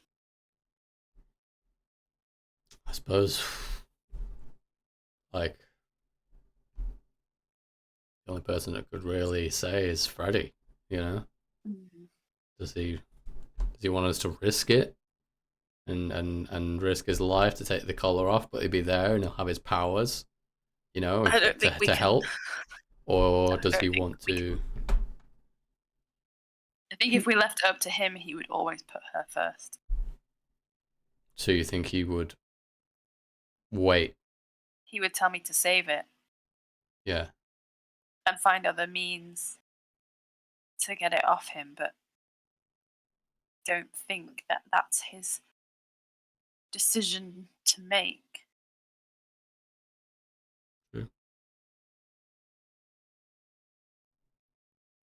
I'll leave him to sleep tonight. Did say seeing Tisha, alive was more important to him than being alive. Yeah, I don't That's- care what he says. Fair. I think So- he's- Do you resolve to rest first and choose which problem to deal with first in the morning yeah, when you have all your powers at your disposal? yeah. That's fine. With Tilly's successful medicine check, she's quite confident that Freddie will make it through the night. All of you are knackered, and Nain hands you what fresh bedding she can find for you. It becomes very cramped down there with the extra 4 of you. And the air is stifling. It's quite warm down here. The air is kind of thick and heavy. And each of you, over the course of your long rest, kind of, feel like hot and sticky and really uncomfortable. Other than Tilly, who is kind of tending to Freddie, is there anything else anyone wanted to do with their long rest time? I mean, Giselle will always want to read, but she's also knackered, so I don't know how that weighs up. Giselle, as you settle down to open your book, just make a perception check for me. Okay. With a 14, you feel like it feels like someone taps you on the shoulder. And as you look, there's no one there. You look down, and the vessel that you carry is glowing. Great Camoon? Was that you? You know he can't respond from inside. You could either summon him or join him. What about joining him? It might be cool in there. I'll join him. Oh, it's much more temperate and nice smelling inside the vessel.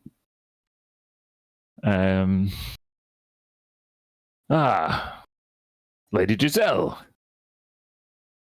You see that it's much more temperate and nice smelling, but he's totally redecorated. Where you had like it's the same theme, but where it might have been. I mean, what color was the main? What was the main color Reds and before? golds. Okay, Yeah. well now it's like teal and silver. Oh my god. That he's just kind of just had. I like it.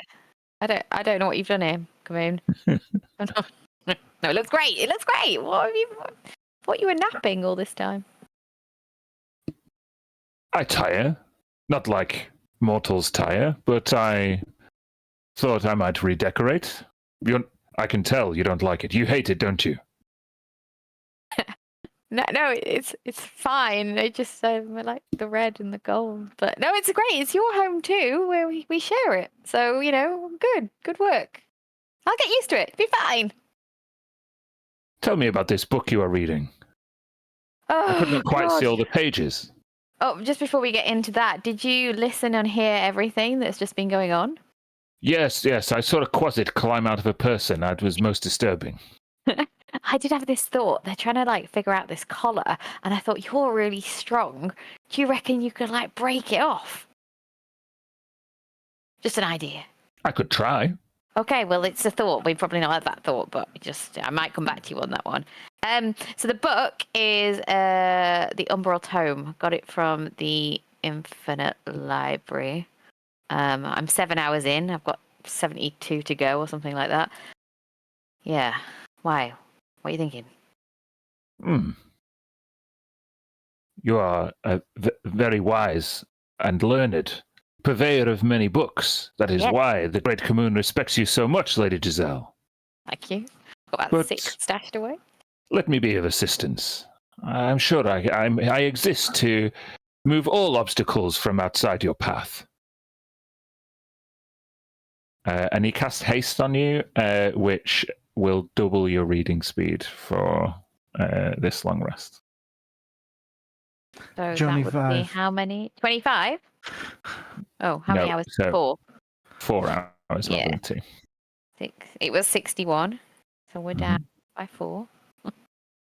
Mhm. Brilliant. Okay.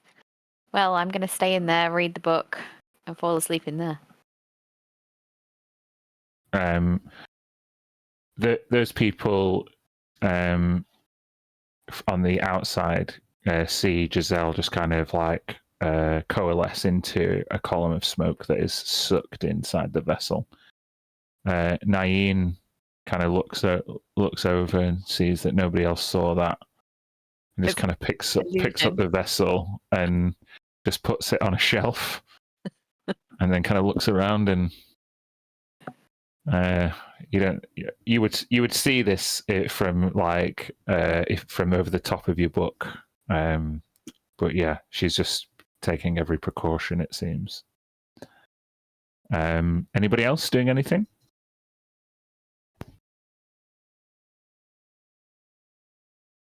No. Right then. Well, you may take that long rest and level up.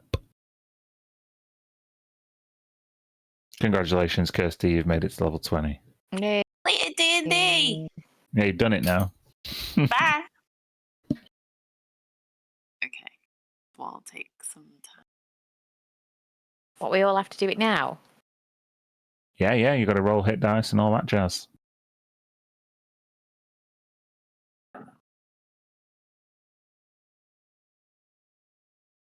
Okay.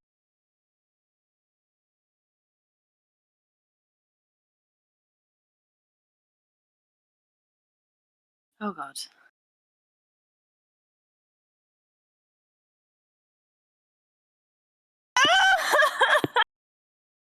Wah, wah. I don't think I've ever rolled like a 7 or an 8 for hit die. Never mind.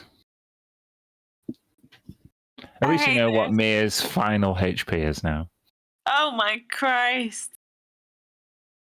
It's absolutely tragic.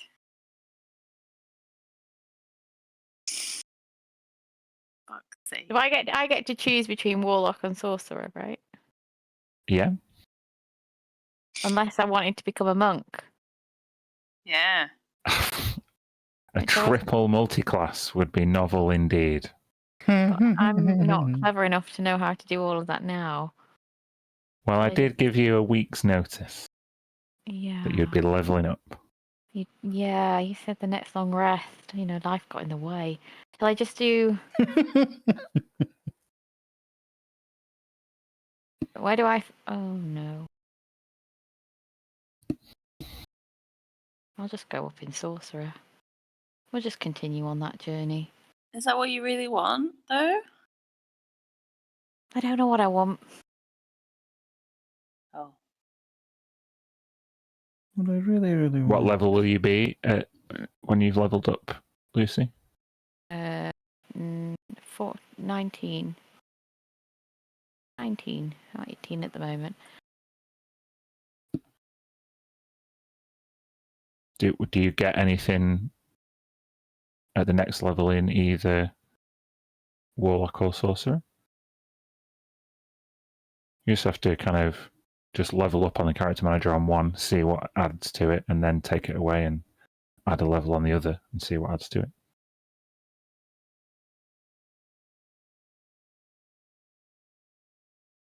What do we get, John? Do we get temp hit points from you or something.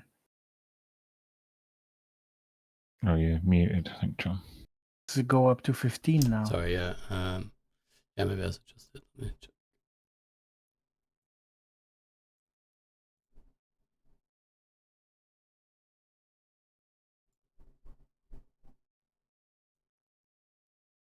Where is it?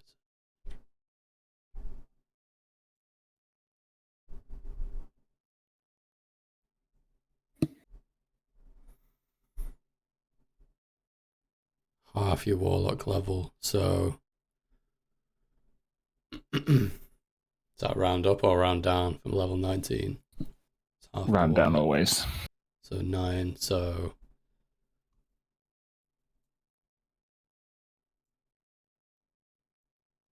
yeah, still the same, still 14 for you guys.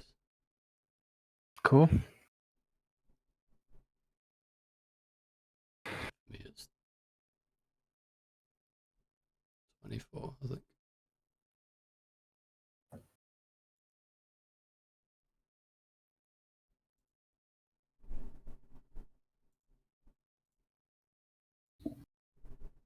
So I should use a feat. Ooh.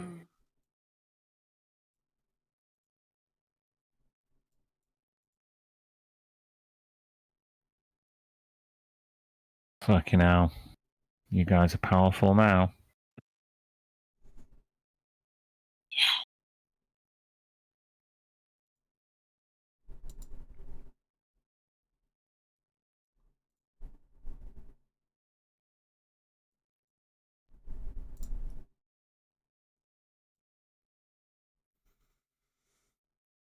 Well, I've just leveled up to 15. I'm just gonna go with 15 in Sorcerer, is that? yeah. Do you Where get do anything? I don't know. I don't know what I'm doing, and I get under pressure when I'm doing it here.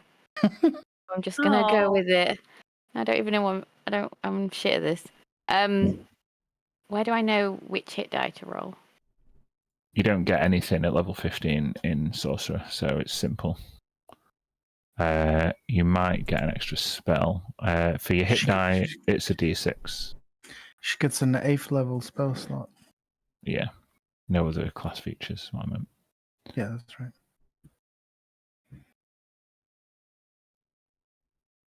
Hey, there you go, Max. Nice. So you add that plus your Constitution modifier to your HP. I'll be fuming. Constitution plus 4, so 10. 10. It's decent. 10 extra HP and a 8th level spell slot. But where you type it in, you only type in the extra 6, don't you? The 6, do you? I don't know, because I don't level up characters ever. Mm-hmm. So don't put 10 in that box, Lucy. I don't even know where the box is. Think outside the box. Lucy. Yeah. Where do I put? There's a manage HP Yeah. in the character builder. I'm in the character builder.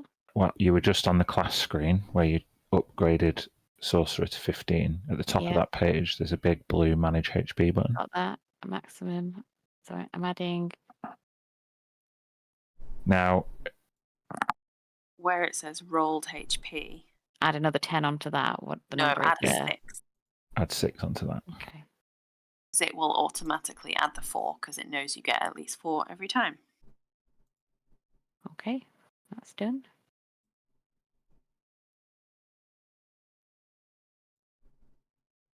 What the hell spells do I need, man?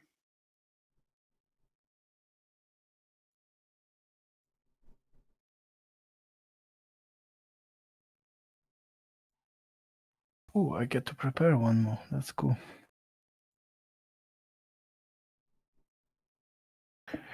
You guys have all got so much shit. So many spells. So many abilities. Your character sheets may as well be little novels.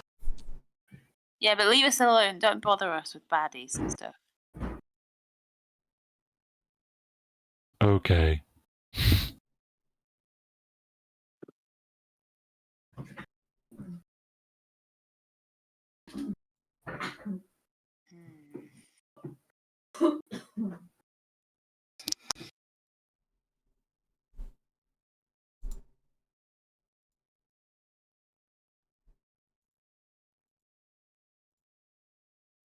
Where's What my have you gone for, Talados John? gone? Still deciding on my feet. I might use Meta Magic Adept so I can get Meta Magic points like a sorcerer.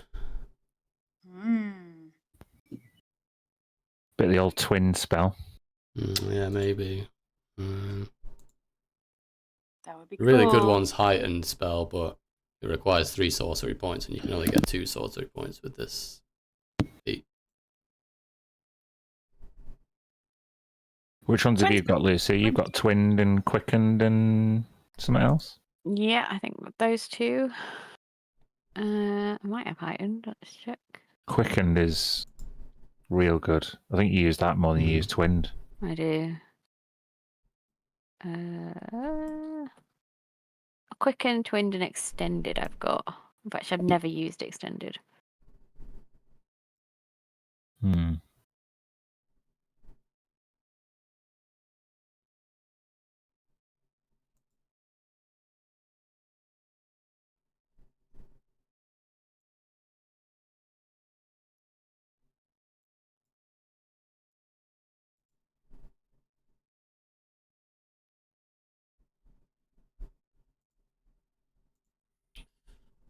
Maybe I'll do Quickened and Subtle spell.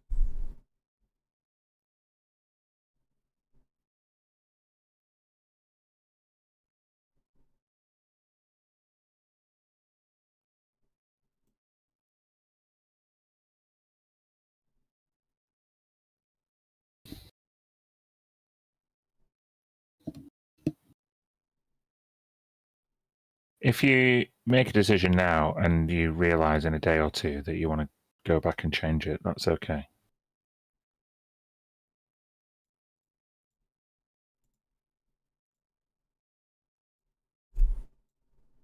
Oh, yeah. Don't you say a word.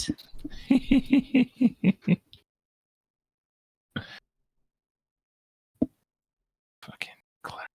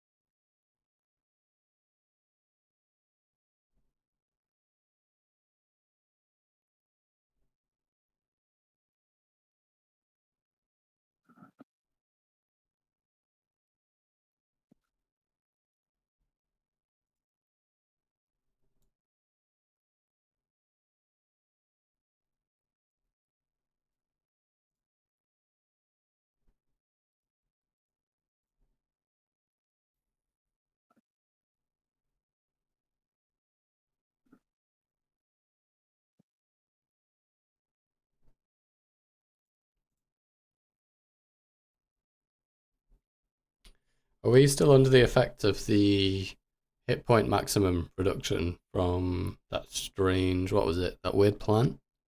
The spores? Yes, you are. Yeah, it's still on there. Mm-hmm.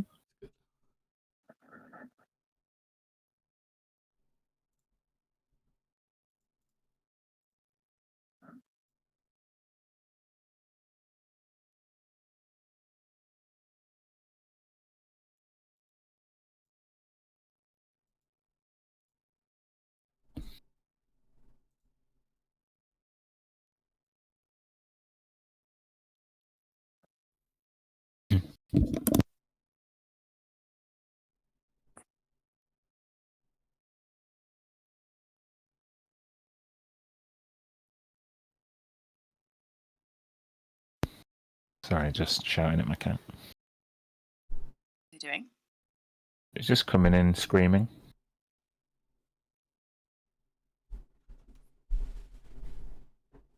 Real gobby, your cat. He's real whiny. Where does he get it from? I don't know. Me, probably.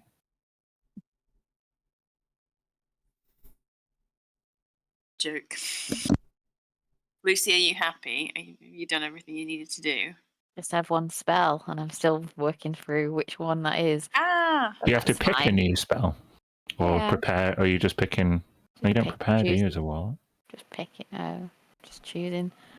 Eight Need any level. help? Are you fine? I think you can They're also all right. swap They'll one do. when you level up at the. Don't know if it's every level up or it has to be when you have an ASI. Sometimes when you level up, if you want to swap the spell, you can do. Mm.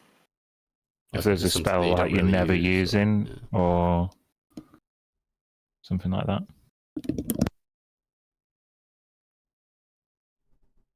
Sure if that's this level though.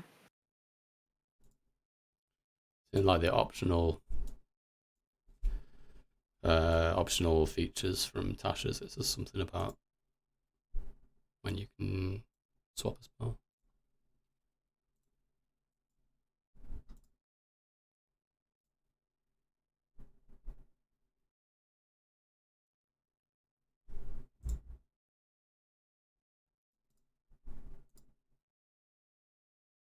Yeah, that's fourth level sorcerer feature.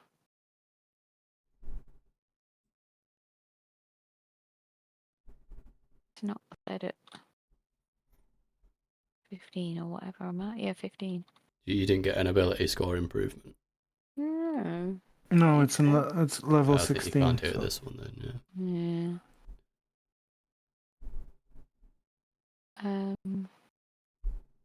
You would have gotten it last time when you went to 4th in Warlock. Yeah. So I think I went into sorcerer last time. No, yeah, so previous time then, yeah.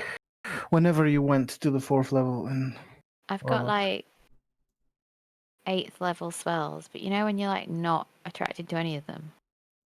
Dan said you can just pick one, and if you don't like it, you can swap it later. It doesn't Yeah, I matter. know. We're not gonna Don't- fight don't- today. Don't really want any of them. Okay, don't pick anything. I won't. Or I'm gonna pick this one that Tilly's not gonna like. Hasn't is changed it a pig tail. Hello. is it destroyed money? Because right now I'm really into money. Hmm. No, it's all about plants. We're gonna go with it. Oh, don't fucking kill plants. Jesus Christ, Giselle. Well, maybe you don't have to see that bit. What's going on? You know, life. Giselle's getting on my bad side, is what's happening. Tilly's not even there. I'm inside a bloody genie's bottle. You don't even know. That's true. You don't even know. So I'm good. Yep. John? Yeah, I'm good for now. Yeah. We good? Everyone good? Yeah. Kirsty? You good? Yeah. Right. Then you awaken. Nain is kind of presiding over a piecemeal breakfast, mainly consisted of rations.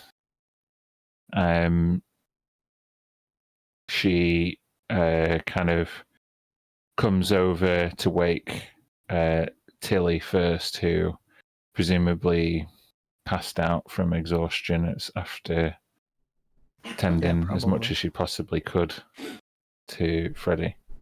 Comes to wake you up. Oh, Hey, Hey. It's morning thanks now? for looking after Tilly. I mean, I think it is. And she like puts her hand on the rock. It's been definitely, you've all been asleep for a good 4 or 5 hours, as far as I can tell. Feels like didn't sleep at all. Is he Still okay? Still breathing? Yeah, he still seems a bit feverish, like he was mumbling a bit in his sleep. Yeah. Let me take a look. I just Yeah. change his whatever. Yeah. His condition hasn't significantly worsened, but it's also not Not improved yet. got a whole lot better. Cool. She leans into you, Tilly, and says, is it normal for the Giselle to disappear into a ball? Oh, the bottle thing. She hasn't done it for a while. Since she freed Kamon. But now he's back, so I think they're just catching up. Sounds quite dodgy, actually, doesn't it? They're good friends. He's back, so she's gone in the bottle. She's gone in the bottle. I think she's really into her bottle. I'm not She's hitting the bottle. She's hitting that bottle. Think we need to get everybody else's. It's hard. It's gonna be hard. Few hours this morning is. I almost feel like I don't even want to start it. You know? Listen, you're here, and you're trying. My little sister could be a bit of a brat sometimes, but she would be the first to reassure you and give you a hug and tell you that she's proud of you. All you can do is try your best.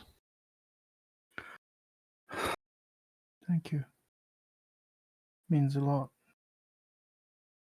Right, okay. Right, you wake the others. Let me just see what I can do with these rations. And she starts making tea and whatnot. Mm-hmm. She knocks on the glass of the vessel.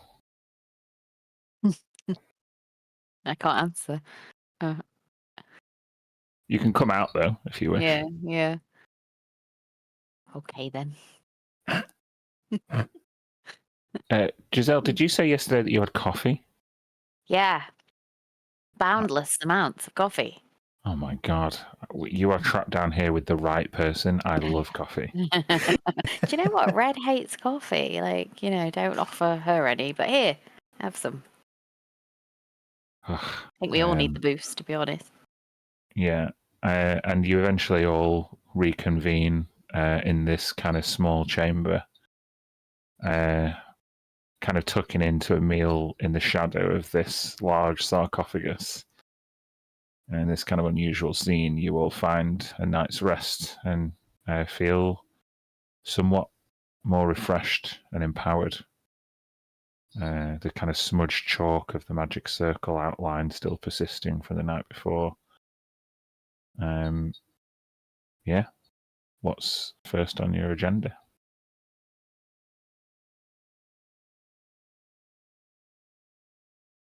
Call Who's her. doing what? Oh, Okay, me. Do you want me to wake him up before we try anything? Yeah, sorry, I'm just laughing at this cat that's getting a face massage. Yes.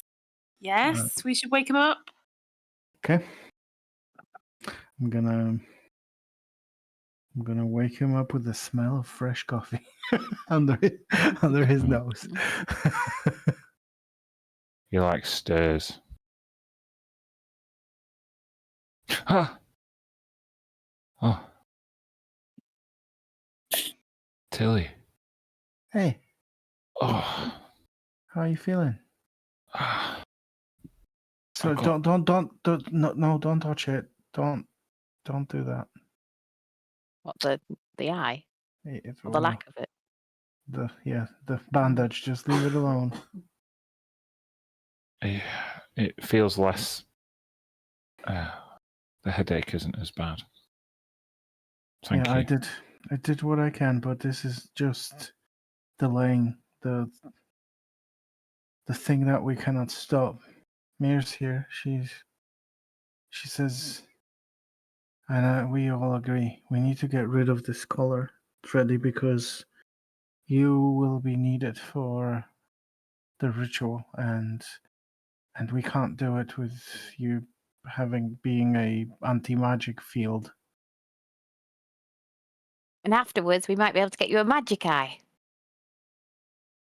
Or I can just regenerate his normal eye, but yeah, magic eye sounds cool too. Magic eye seems way cooler, Giselle.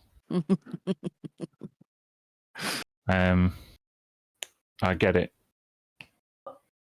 Just don't overdo it. We can try it, and if it doesn't work, we don't waste any more resources. We get one chance. Okay? Promise me you'll save everything else that you can for her. That was the whole point.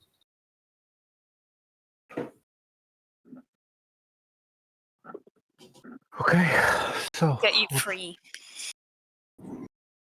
Okay. What do you suggest? I want to ask Mistra.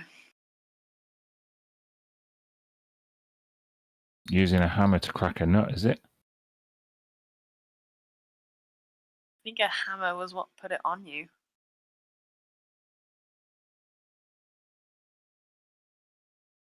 If you think there's a better, less drastic way, then I will try anything to free you, Freddy, but I mean, you said you only allow one try, Freddy, so it's either this or something else, but No, I've seen Mistra do incredible things.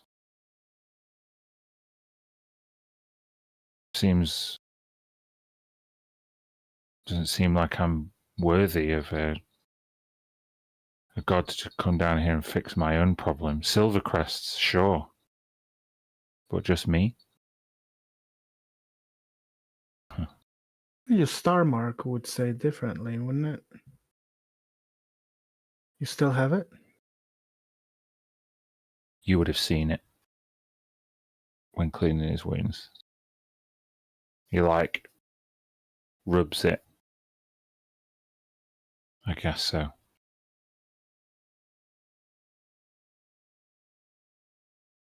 okay. Okay. But we're going to do this properly. And I'm going to put out all my shit, all my religious shit. Oh my shit.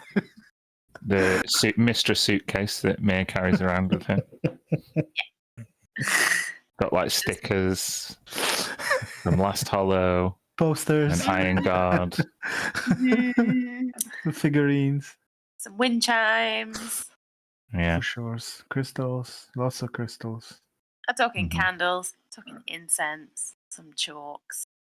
Mm-hmm. Pink chalks, blue chalks. Mm-hmm. Yeah. Rock with Mistra going right through it. Sure. I'm gonna draw a circle with some kind of general, kind of protective runes, just kind of symbols that I know are connected with Mistra. And I'm gonna stand in the middle of it with Freddy. Say, can you stand for a minute? He grabs under your arm and lifts himself up. I can do a minute. I will put my hands either side of the collar and say, Mister, if you are here with us, protect this man and remove this collar. And I'm going to cast Divine Intervention. And I'm not going to roll because I'm level 20. And it just fucking happens. Yeah. Man, that's awesome. You're like holding Freddy up Mhm. as you like sequester Mistress Help. And all of the incense and candles that you've lit kind of go out, and momentarily you are once again cast into darkness. Although the humid, sweaty, ensconced ritual circle that you cast this spell in is replaced by a warm breeze. You smell sea salt and sugar on the air.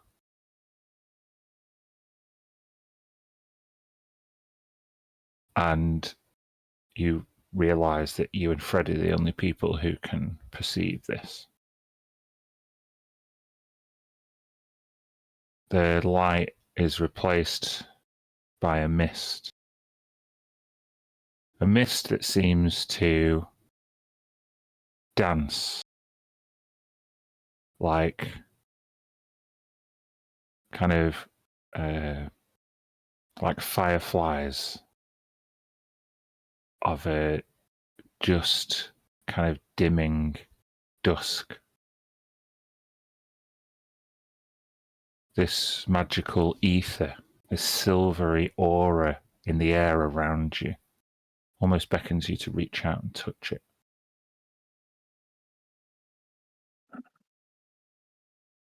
Do That's that. what you do. Yeah. As you reach out and you touch this ether, it sparks against your fingers.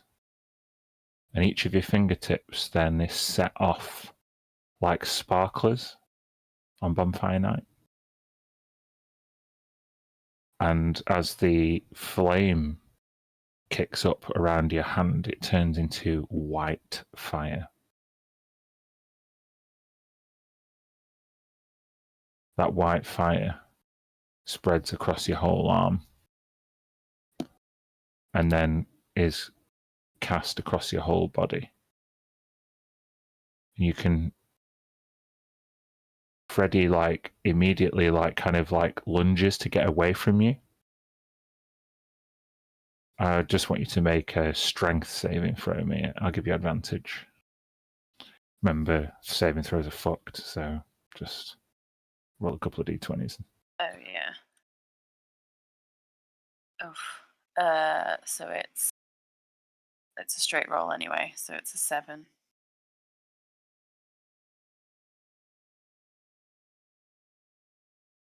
He breaks free from your grasp, going, hang on. And he reaches back towards you. It doesn't hurt. It doesn't. Stay with me.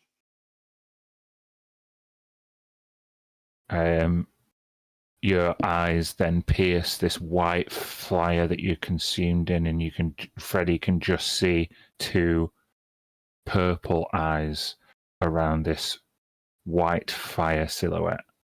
And the order to stay with me compels him to freeze on the spot. You feel empowered. You feel that you are imbued with a mote of divine power, godlike magic. You feel like you could accomplish anything in this moment. As Freddy stands before you, enshrouded in this collar, trembling before your command. Woo. What do you do?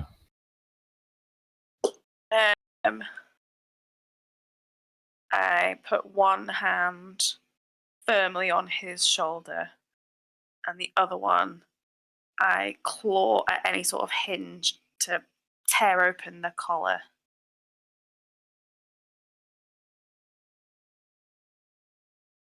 Grasp. The fire seems to be almost doused by this brass metal. You can't get a grip. It seems entirely shielded from your divine magic, no matter how powerful it is. No. This has to work. Freddy begins to panic. Can I, like, command the thing? Oh, it's not going to work. To get bigger? You try to compel the collar to change shape before your eyes. Nothing happens. Or Freddy to get smaller? Seems unaffected. I don't know what else I can do. Make a religion check at advantage.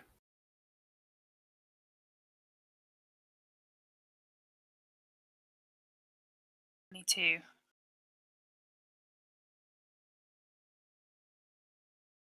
You're empowered with divine magic. You can feel that. You felt Freddy obey your command, but was it out of fear? Did it really affect him? In fact,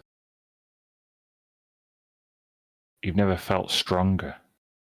Maybe you're overthinking this. Maybe you don't need Mystra at this point. Maybe it's much more simple. Maybe there's a more simple solution. You look around and you see on the surgical table that Tilly was using to fix Freddy last night, there is a small bullpen hammer. You've never felt stronger. Reach for it. Without going, I just command it to come here. It appears in your hand. Is there like a hinge that I can hammer at? There is a hinge on the collar on the left-hand side. This brass metal is nothing compared to the divine strength that you now wield. I'll say, in what I imagine is like Mistress voice, I'll say, brace yourself, and I'll whack him on the hinge with the hammer. Okay, I will give you a roll to hit at advantage. Is that like an unarmed strike? Yeah, it's technically an unarmed strike, yeah. 23. With a 23. Roll damage.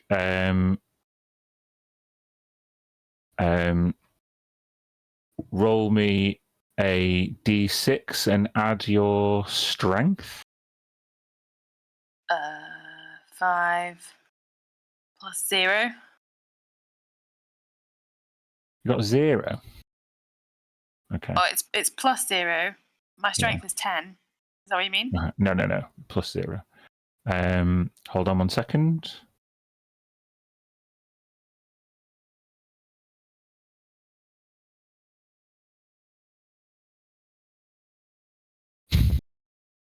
Can you see that roll? Yes. That's how many hit points the collar had.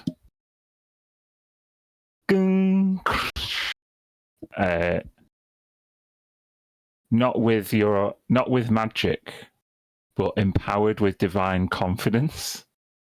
You summon a mundane hammer to your hand and smash the collar off his neck. The ruby encased in the middle of it shatters. It didn't have any magical protection. It was not encased in any magic. That was anti-magic, but that means it was just a piece of brass. Didn't need to use a divine intervention. No, but it still worked. The rest the of end you, result is great. the rest It's the of coolest you, thing I've ever done. the rest of you see Freddy on his knees, surrounded by shattered brass fragments and ruby, as Mia, who almost looks 10 feet tall, stands before you, glowing in white magical fire. Dad, wow, you okay? You seem different. Me? Uh I'm fine. huh. Okay, Freddy. What? He begins to cough and suffocate. He starts spluttering. I'm gonna grab the collar and throw it away. Oh, it's in pieces already. All right, just kick some of the pieces away, basically, and then start this, whatever this is gonna be, with just lesser restoration. So lesser restoration allows me to remove one disease. And you specifically said my previous medicine said it was a disease. So I want to remove that and see what effects that has. As he enters a coughing fit, you rush up and you place your hand on the most grievous injury, the one that you think the infection stemmed from.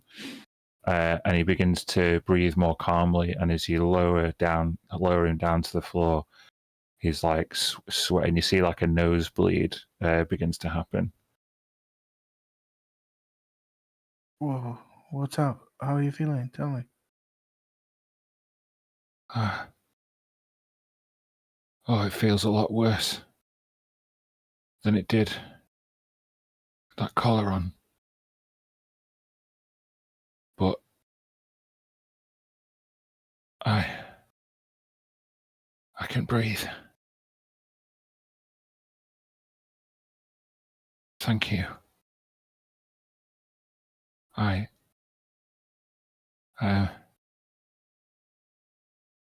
he like pats himself.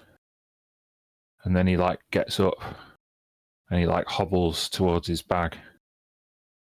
And he casts his bag aside and he rushes. I need to know, has anyone got a healing potion?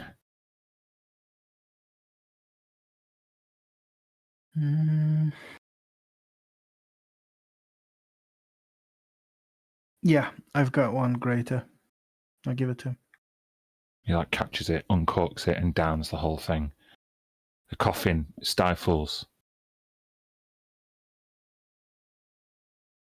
And he sits down. And he like mops his brow. I think I'm okay.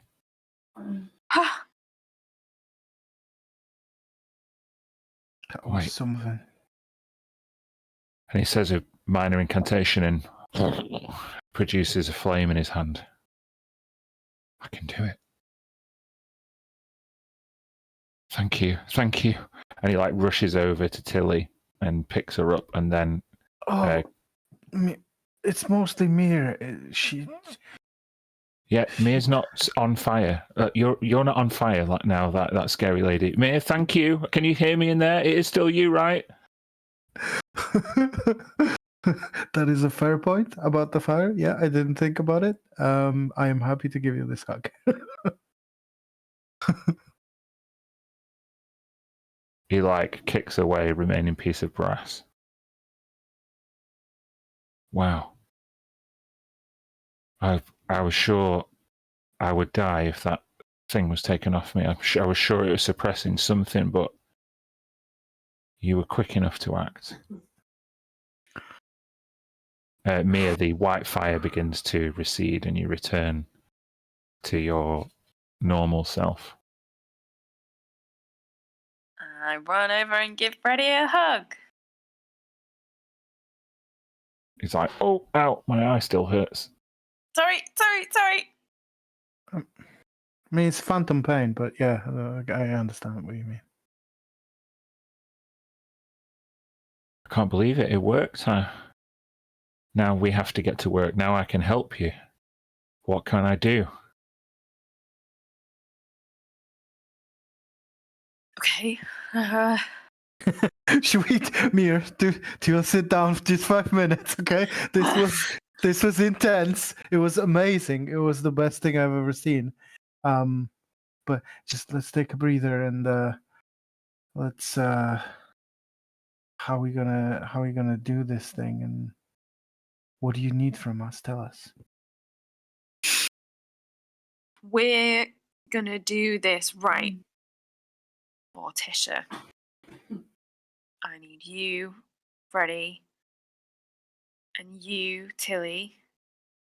You need Tisha, right? Yes. And you, Red, to dream up some damn good speeches about what Tisha means to you. Giselle, I need your help to help set up this ritual. You didn't know her, so I won't make you speak, but maybe you and Kamoon can make this a beautiful place for Tisha to come back to. Okay.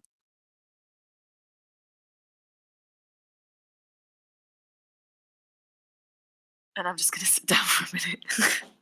Fair.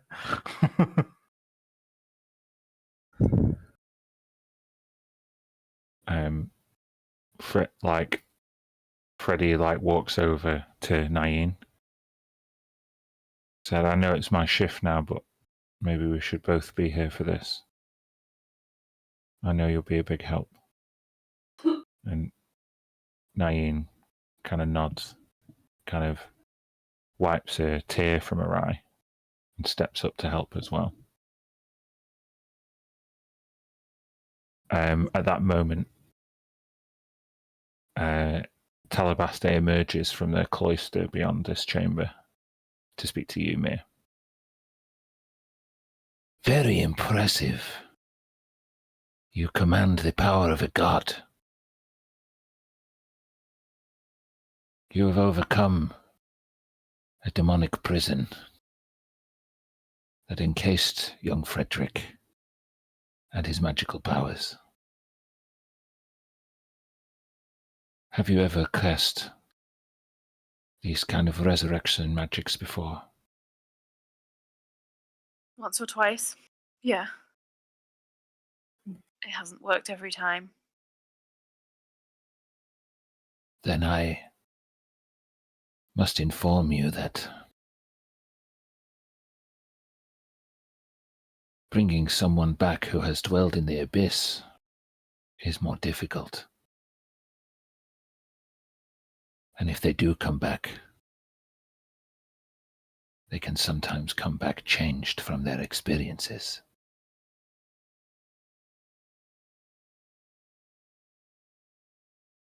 Okay.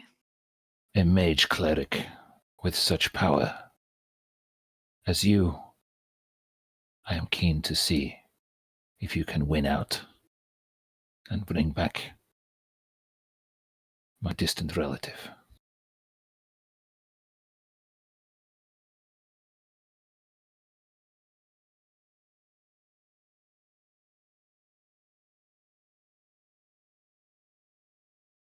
It may come with more risk,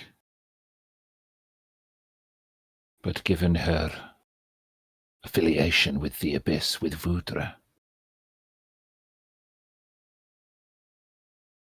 selecting me to take the place of one of your nominated contributors may increase the likelihood of success. Why? And she produces her clawed demonic hand. I am a demon binder.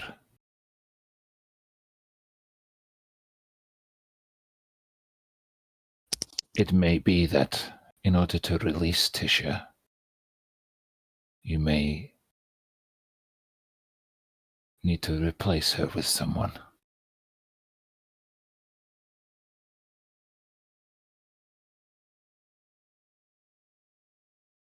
I am sure the young man would be a willing sacrifice and would trade places with his wife in an instant.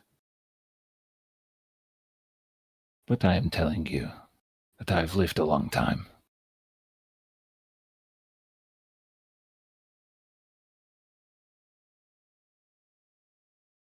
And that this mortal coil is no longer what it once was.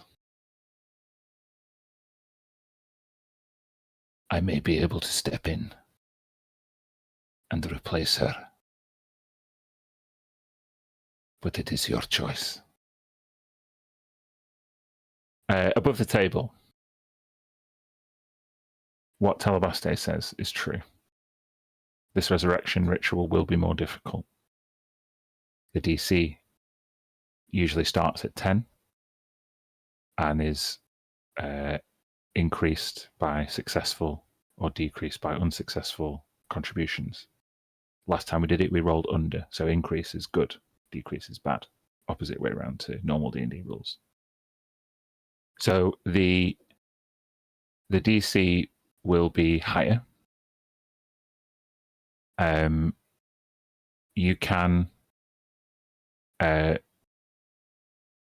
negate that significantly by offering someone to go in Tisha's place. If you choose a regular mortal, then the chances of success are even more enhanced. If you choose Talabaste, there may be unseen advantages if it goes well, or much more dire consequences if it goes wrong. Hate this man. I just wanted to be clear above the table about how it's going to work. And can I just, so I'm getting it really, really clear on the resurrection rules. So the base DC is 10. Usually. Yeah. Mm-hmm. For every successful tribute, that increases the DC. Yeah, it increases the number that you have to roll under by 1. Just by 1, okay. Okay. A failure lowers the number, making it harder to roll under by 1. But I'm not going to tell you what number it starts at until all of the contributions have been made. Are we limited to 3 contributions? Yes, you are. Okay.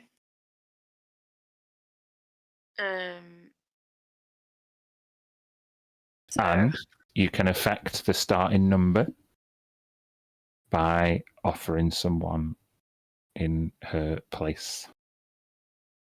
so the starting number is already not 10. You don't know. Well, it's hard. It's going to be more difficult. So you know it's going to be above 10, but you don't know what it is. Sorry, Below 10. Below 10. Because it's. So you want to increase it by as much as possible, and a way to do that is do really good chat and maybe kill off this. You have to make a check, so it's not just really good chat. I might give you advantage if it's extra good chat on your roll, so skill check. They can't be the same skill check. Yeah. And obviously, the someone going in place of Tisha and swapping with her wouldn't count as a contribution. That would be something extra that you can do, if you wish. And that would be that person dies instead of... Is that what we're inferring? Yeah. You Talabaste seems to imply that would be a possibility to you, mate. So when she said take the place, she went take the place of Tisha. Tisha. So she wouldn't make an impact. She wouldn't do a check. She wouldn't do it. No, she wouldn't do a tribute. She would be an extra part of the ritual. And what about this closet demon that's then just wandering around? Does he jumps in Tisha's body or what? This is like, I don't trust this person. I don't trust this fucking weirdo. I can understand. Can I make an insight check on what she said? Certainly can. 19. With a 19, she seemingly does want to help and is willing to give up her life for her young, distant relative. But it's not clear, because this person is two souls in one body, what the motivations of the demonic part of her, the Quasit, are. Because seemingly he's losing his skin suit, but maybe he isn't. Maybe it's just he'll permanently be in direct charge or something. Weird.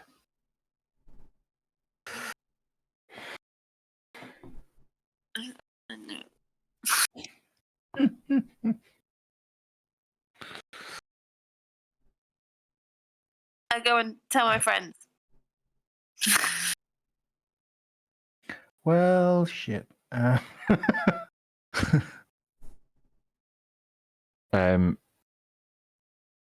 Both Nain and Freddie offer to go. Oh, I wasn't gonna say it in front of Freddie. I think Oh, you said I go tell my friends. Is Freddie a friend? I just meant the Star Seekers. Okay. But fine. Guess he might have overheard the first bit anyway, though. Yeah, he'd have overheard it. But so Naeem and Freddie both offer to go. They start arguing over who has more right to replace Tisha. But then there is this offer from this person. And I don't know how I feel about it, because I can understand not wanting to be alive anymore if you've got that creature inside of you. You mean if you've been Alive puppeteered by a spiny demon for over 300 years, so you'll probably do it, yeah. No, Probably thanks. be up for wrapping it up from about there. But I can't tell what the demon is thinking. At power. Demon was blamed by the Montagnais, wants reputation. To be in line to have power. It's about getting close to Dendar, isn't it? I don't know. No, he doesn't want Dendar to come, right? Because then Unless he can he's take equally it. fucked. He can take Dendar. I mean, you've seen it. Or be next to. It's like 3 feet tall. It's not really gonna. Yeah, but he'd be like the champion for Dendor. Like she was going to be like a gift, right? That would be closer to power. Or even just to like, doesn't he have like this 3-century-old tale of vengeance against the Montagnais family? I think just you're about to resurrect their prized princess daughter? Yeah. Well, you sounded like Clippy for a second. Let me just jump in there. Just like, oh, I see you're trying to attempt a resurrection. I help you. Oh, dude. I think Tilly would say it's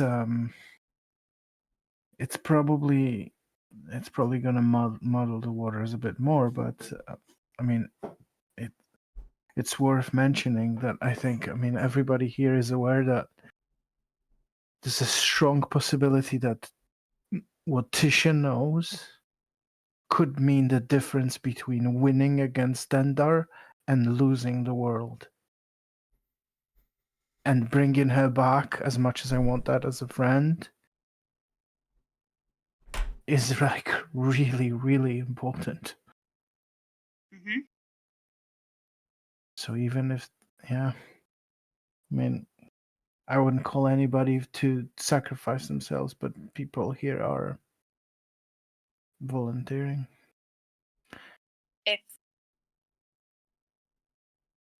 If we did take Talabaste up on their offer,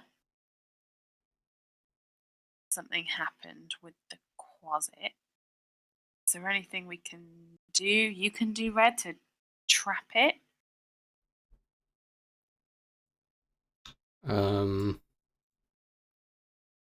Well, I can't use the iron flask because I've still got Hector in there, which I keep forgetting about. Oh, Okay. shit, Hector! Well, I I've got could- the Scepter of Avarice. Oh my god. Could cast an Hector's- 8th level sunburst directly centered on the closet, if that would help. Got a mirror of life trapping. This is so funny. We Ooh. I still think got that Hector. from player perspective, I think I get the idea that, well, we're not, we're somewhat in the dark, but like it's a gamble mechanic, right? And however the rolls go, the narrative can twist and turn.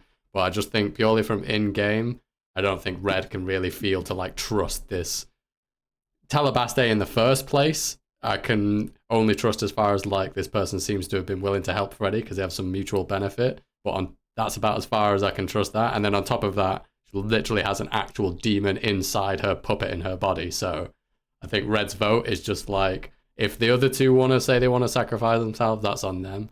But she would just put a veto on, this is just my one person's vote, but she wouldn't be like cool with the idea of this closet jumping in the body or stepping in the place. It's just like, it just gives me the ick. That's how she describes it in character. Is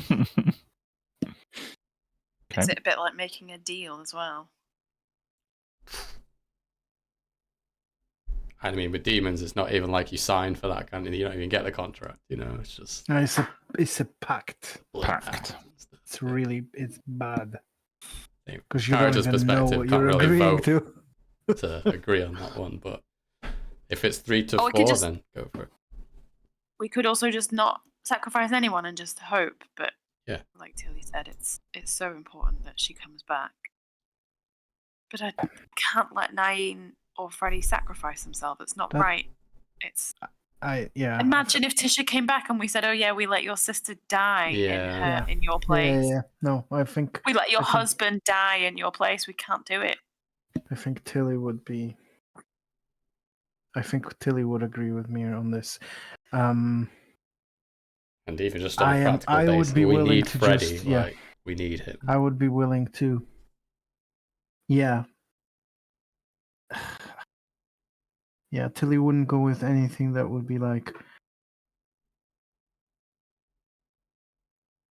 I don't know. This is so tough. Freddie, you've known Talabaste for the longest amount of time between us. What do you think?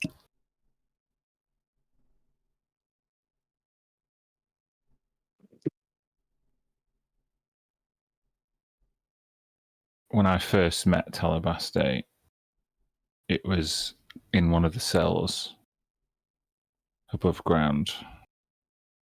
Nain and I broke in here, and I was horrified by what I saw. This person's been imprisoned here for the longest time, and their body has been wrought to within an inch of perishing, and the mind seems somewhat incoherent. Sometimes she speaks with two voices. Sometimes the demon emerges. But everything the demon told me pushed me along the path which has found me here now. Everything the demon told me enabled me to go to Voudra to defeat the Mariliths and to come back with Tisha's body.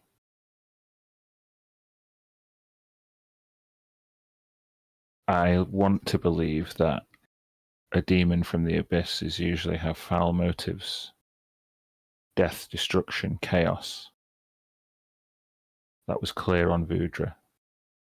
But what was even more clear when I was returned is that that demon, Jorgoroth, may have been affected by living up here on the material plane for so long. I think in a weird way it loves Telebaste. And it hates to see Telebaste's slow death. I think it's doing this out of sympathy.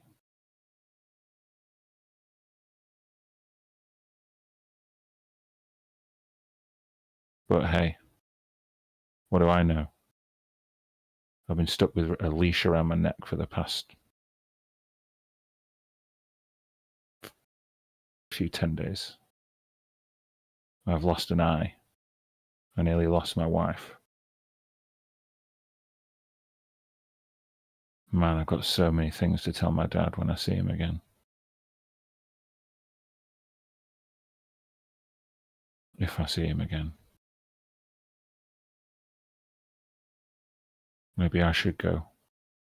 Nope.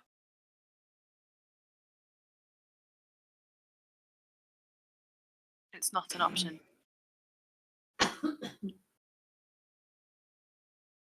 But you heard it. You heard Telebaste say if one of us went in a place, it would enhance the possibility that it should come back. What if none of us try and we lose her?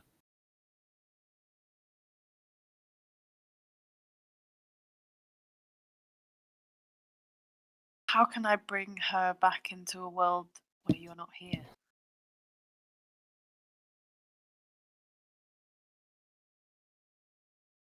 At this point, Nain interrupts and she draws a dagger and holds it in front of Freddy. Me and my sister never saw eye to eye in our youth. We bickered, we fought, and I left her. I left her.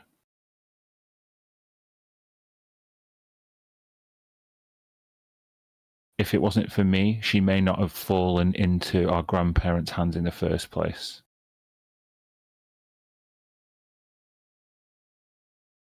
All she ever wanted when she was a little girl, sat on the windowsill in our parents' palace, was to look outside and daydream about her Prince Charming.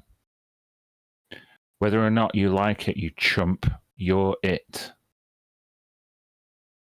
She doesn't need me anymore. She never needed me. I owe this to her. You owe it to her to be alive when she gets back. I say we take Telebaste up on her offer.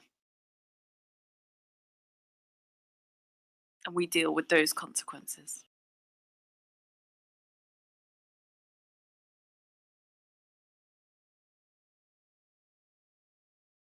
Make a persuasion check. Mia. And you're addressing both of them, but who are you directing that towards? Who are you trying to convince the most to stand down? 9. I mean, because she seems the most Determined? determined. Mm-hmm. Not because I want her alive more than I want Freddy alive. Uh-huh.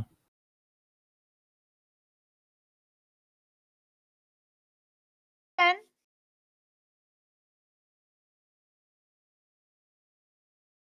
She points the dagger towards you.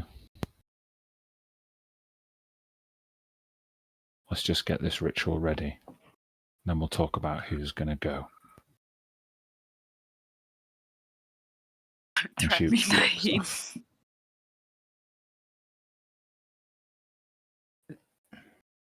She just. Are you just saying that so that you think there will be a moment in this ritual where we won't be able to stop you and you'll do it anyway? Is that what you mean to do, Nain? Do you remember when we found you in this prison with this horrible mask on your face that you were sure you're going to wear for the rest of your life? And when I managed to use the magic of the nature and the Wild Mother and get it off you, you said you wouldn't waste that chance. You said you would go on to help and do great things. I love Tisha so much, and I was devastated when she was taken from us. And I want her back so much for all the reasons that we said, for the end of this horrible story that we're got thrown in. But on a basic level, just so I can have my friend back, and yes, it's selfish, but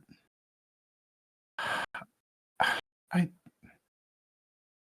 don't think she would want us to do it. I don't think she would be okay with us just saying we let that happen because we wanted to be selfish and we wanted to have you back. And I agree with Mir. I don't know anything. I don't know about the demon, whatever. I feel like we should just take our chances. But I definitely don't want you to jump in to this because you'll be hurting her more than I think she would want to be alive. I don't know. I'll give you a persuasion check now, Tilly. The DC goes up a little bit. Okay. Level up expertise. Here we go.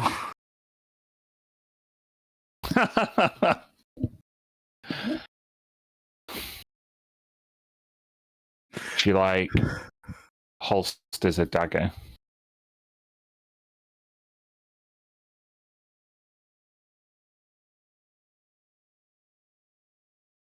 You're right.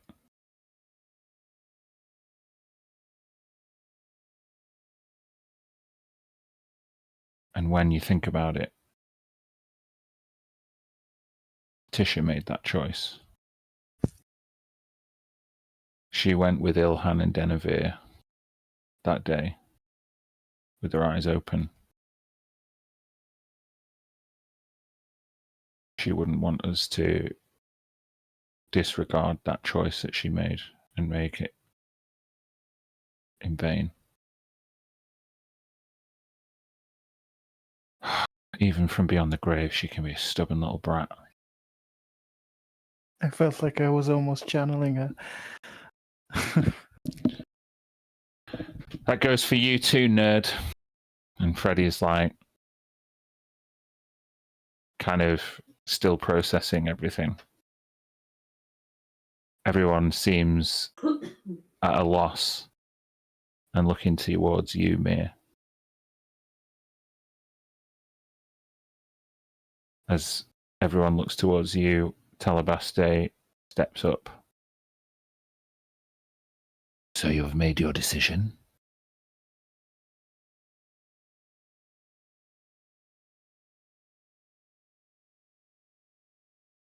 Look at, you know how Red feels? Look at Giselle. I mean, Giselle is in this zone of, my God, this Tisha is lucky. She's got two people say that they like swap her life. Like, I don't think I'm ever gonna have that. Bloody hell, she must be important. That's like her opinion on it. But she's like, yeah, throw in the demon thing, whatever, make it work better. I don't know. I'll look at Tilly and see if I get a nod. She'll look at you with like complete trust that you're gonna make the right choice.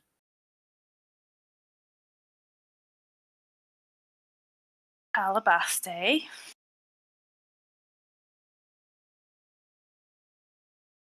If you can tell Yes. us that this is what you honestly want, and you would give your life for your ancestor,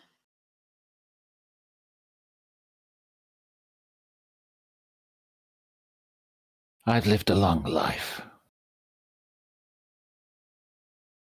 Allow the cycle to begin anew with this young Montenay, and let her wreak my own terrible revenge on Ilhan and Denevere Montenay on my behalf. and you, in there, the one that I think wants to wreak the revenge, will you go with Talabaste?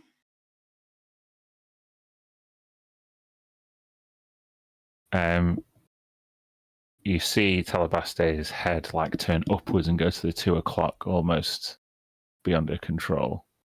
And a little flap of skin opens as a little quasit claw creeps out of below her chin.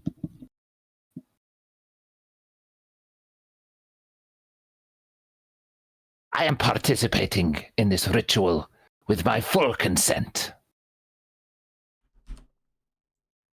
Can I reach into the to grab hold of the quad like by the scruff of its neck and pull it out of Talabaste? Hey, ow! And like, Joggorath, if you fuck us on this, I will incinerate you from the core of your being outward until every last experience you ever lived and were a part of is erased from the very fabric of reality. Do you understand me? Make an intimidation check. I'll give you Oh a my god, yes. Yes. Is this gonna work? Come on. Okay, 23. Yeah. Ah, the scary dragonborn's going to eat me!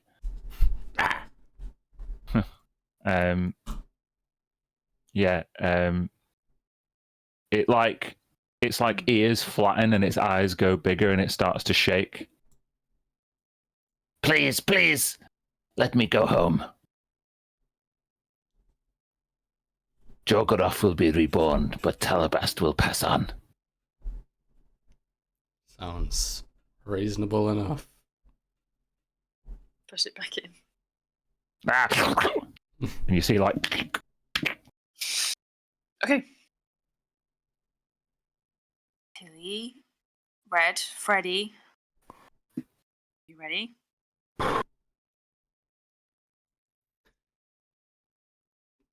So, who would like to begin the ritual? who's before we do this- contributing as part of the skill rolls then? Sorry, go on, Lucy. What? She just wants a little conversation with Kamoon about decorating the place and making sure that there's like comfy cushions, there's like throws everywhere, there's some food prepared. That is Giselle's contribution and Kamoon's. Thank you. I love it. Carry on.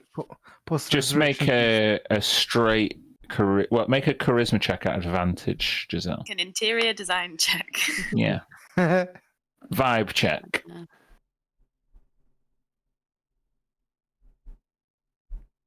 Oh, that's a lot of vibe checks. At advantage, first one was 19. So, Not too bad. yeah, while you were all deliberating the order of ceremonies, Kamoon emerges from the vessel, and under Giselle's direction, Giselle, or Lucy rather, what kind of stone would you like this place to be like reimagined in? Stone or crystal? It's up to you. Ooh. The choices are stone or crystal. Or any kind of Any- stone or crystal any. that you can imagine. Well, it's got to be crystals. It's got to be gems. I think it's Kamoon's, decorating the place with his. So I'm thinking like, can I do gems? Can I do rubies? Can I get rubies and some sapphires in the corner over there, and some amethysts, and just a load of different grandeur of colors and gems and crystals. You want any quartz with Okay. that? Yeah, I'll take a bit of quartz. Do you want any quartz with that? Okay, hold on 1 second. Is it okay if I take 2 minutes? to get Yeah, the battery? take 2 minutes. Yeah. Interior decoration, so you got time.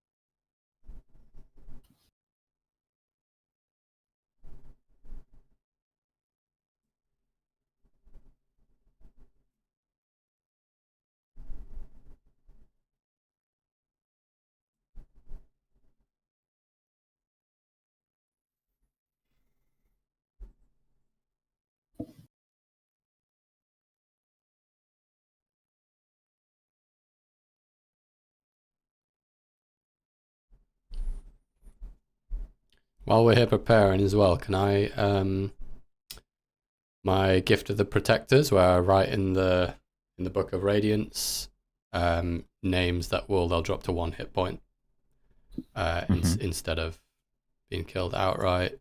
It's up to 6 names. They just need to sign it. So if it was us 4, there's Joxy as well. Oh, we forgot about Jockey.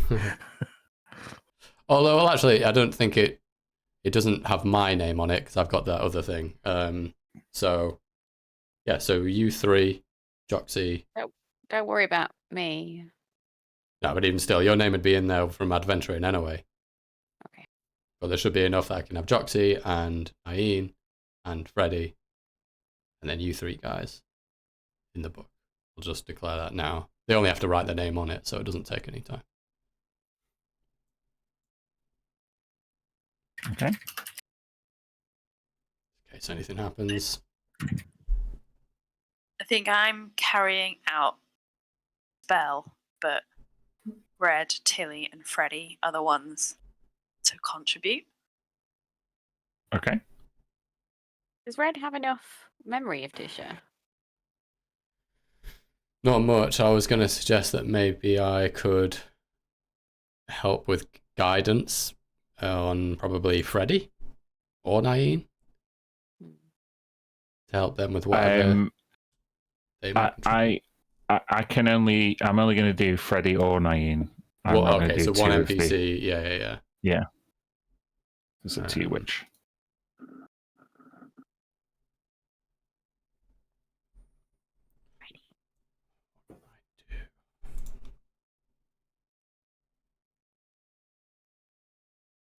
What Um, what were your memories with Tisha like?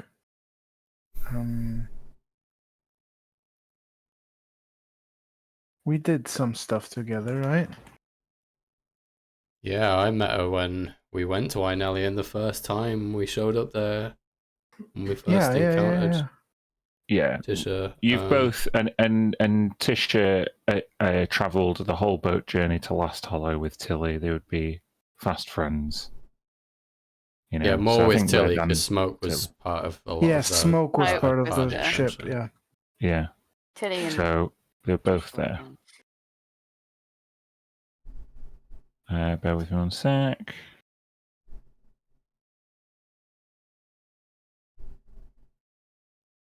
We've definitely got some stuff to contribute to. Let's try. Right.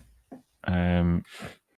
Lucy, based on your character's description of your contribution to the ritual chamber. Oh, what have you done? Hold jot on. stuff. Sorry, it's just taking a second.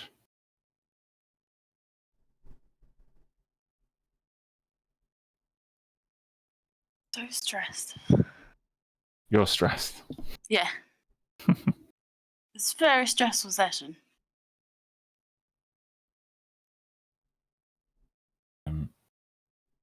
Let me send that to the map player.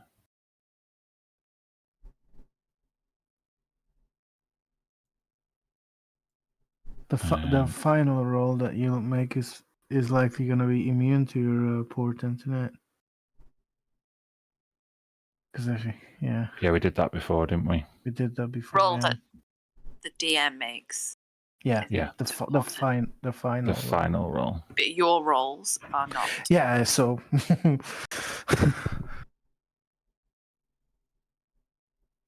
Second. Yeah, so I fed your description, Lucy, to an AI. nice. No, I wondered if you were doing that. Look That's at that. that's how Wow. Kamoon helps you decorate the chamber. He's lots of gems. Very good.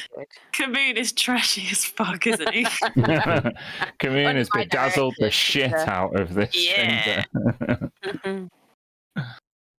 Well, that looks beautiful. That's so cool, Dan. Mhm. It is. Good thinking. So the place transforms around you with the genial powers of Kamoon, the Great Kamoon. He then turns to you, Giselle, and says, Lady Giselle, Mhm. if there is to be a resurrection, then I'm afraid my magics, they don't do well when it comes to bringing people back from the dead. It's one of the rules, you know. Oh, one of those. Oh, yeah. What does that mean for this lovely place you've designed? It means that I must take my leave and return to the vessel. I cannot Okay. be present while the ritual takes place. You know you're going to see it through the walls of the vessel, right? You're not going to not. You're just going to close your eyes, like. I think from inside the vessel I'll be okay. Okay. Okay. Awesome. Well, thank you Like for an this. eye mask on. Yeah. Go relax, and you did well. He swirls around you and then is sucked into the vessel.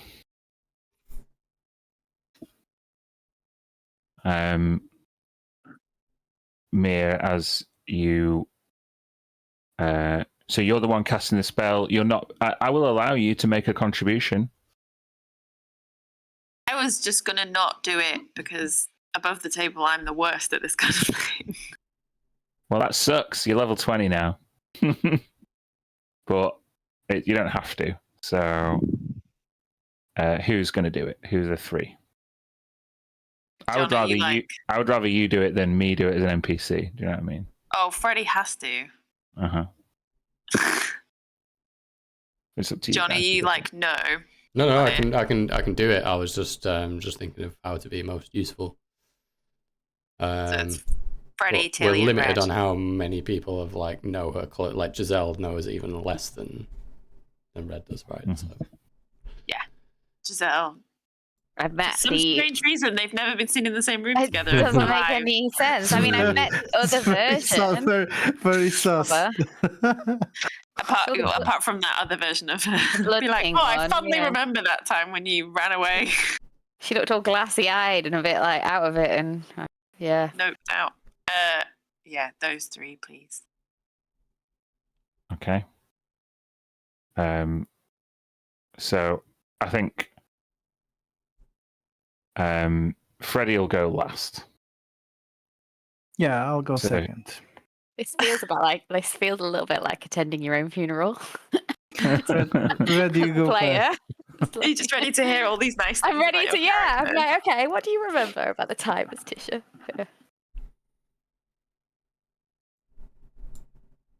Red, you step forward. So I guess I'll get in a similar position atop the glass, like she's in the sarcophagus, and Can we open the glass? The glass is what is casting the gentle repose on her, but if you could open it. That's... I mean, she's not gonna decompose in Exactly. 2 seconds, is she? Yeah. Yeah. I think I would want to have access to her. So yeah.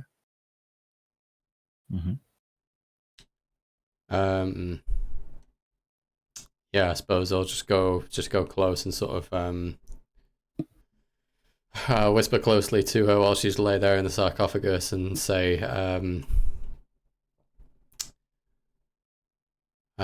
look, all undergone a hell of a lot of effort to be here.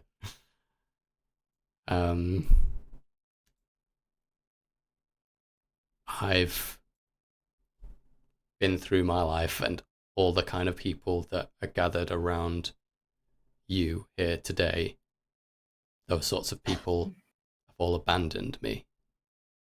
My parents and devotion. Even a god has turned his nose up at being there for me. So don't be so snooty and uppity as to turn your nose up at what you've got here. Your sister's here. You've got the whole Star Seekers, and everybody needs you. So don't let this be about that you're just so tired and that you've got to give up and you're so hard done by your grandparents, because this is bigger than you right now, and you don't have the right to squander all this that is around you to bring you back. So don't take the piss. So, what skill check are you making with that speech, John? Persuasion? Sure. I'd go for intimidation. Persuasion seems You better get out of here. the most appropriate for that speech. Yeah, okay. So, yeah, make that persuasion check, if you will. Not very good. Not very good. 14.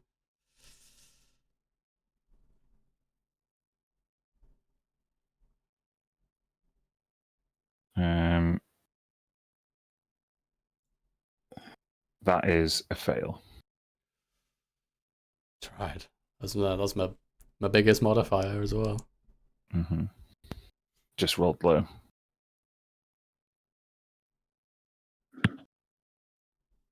You step back from the glass, hoping that your words resonate, but obviously at this point seeing no feedback.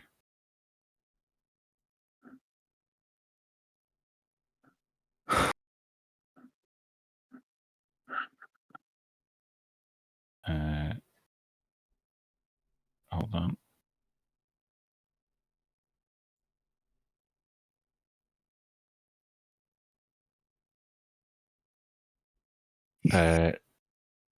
Lucas, you're next. Okay. Right.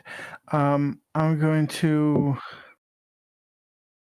Tilly's going to come over to the now opened coffin of Tisha, and I'm going to take out an item from the backpack. It is the Shadow Ward cape that I want to sacrifice in this ritual. I will basically put it over Tisha's body. And whilst I do that, I'll kind of smile and say, "Hey, Tisha, you remember when? Do you remember when I got this from Vashan? You got the outer essence shard that you really liked, and Jacob got the sword and what? It was such a great adventure, and the thing I remember the most from it is how excited you were about everything that we were doing, even though things started going bleak from there.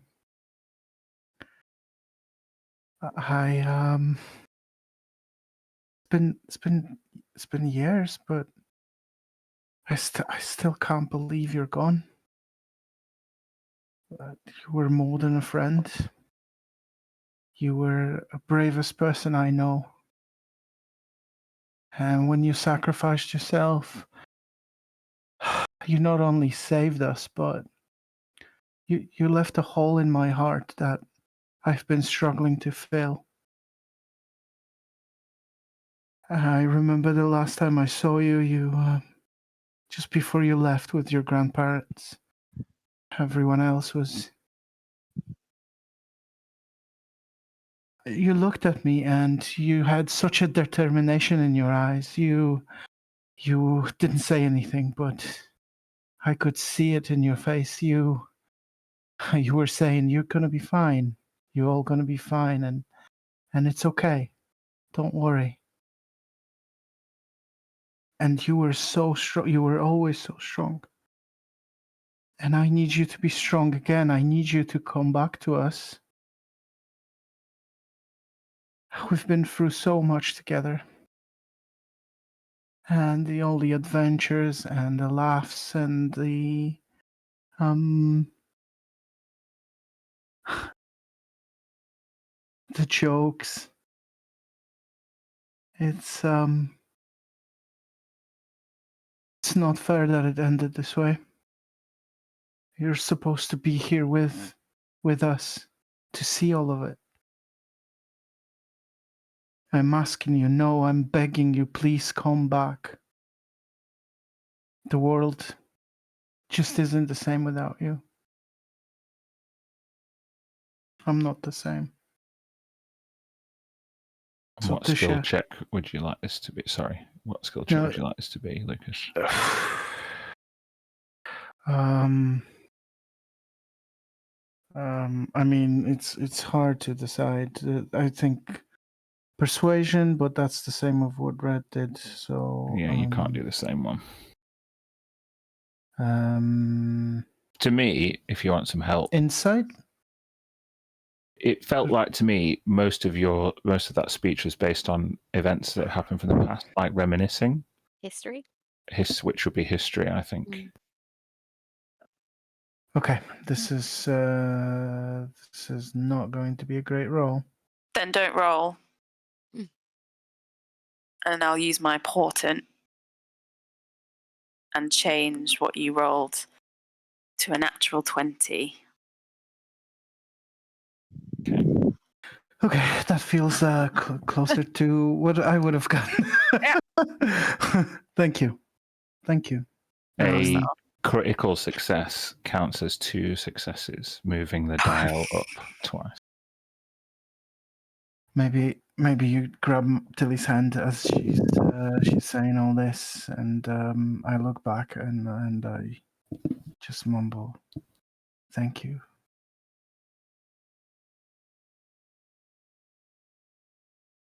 Okay. I'll look to Freddie. Freddie looks to Nain, and Nain nods, and he steps forward.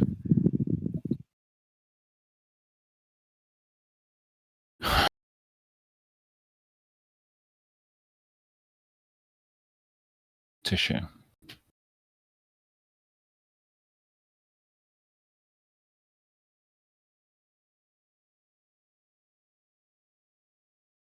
I've cast 1,000,000 spells. I know the verbal, somatic, and material components to just about every spell, whether it's shooting a bolt of lightning or changing dust into gold, stepping through stone as if it wasn't there, or vanishing in thin air.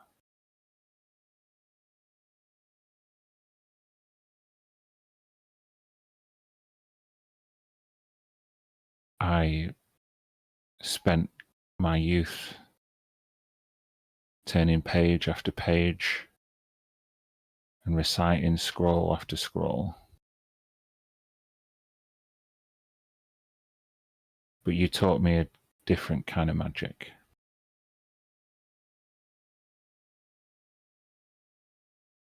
One where I couldn't work out the formula.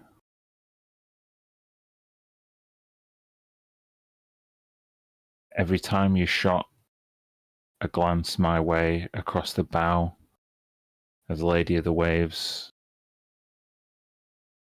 I felt like it was my first day in class again.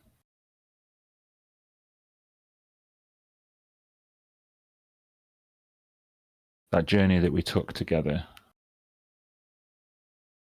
turned this magical curiosity into something true, something more real, something more tangible than any magic. A spell that could never be undone. And ever since you've gone, I tried to undo it. I tried to respect your wishes. I tried to let you go. But I couldn't.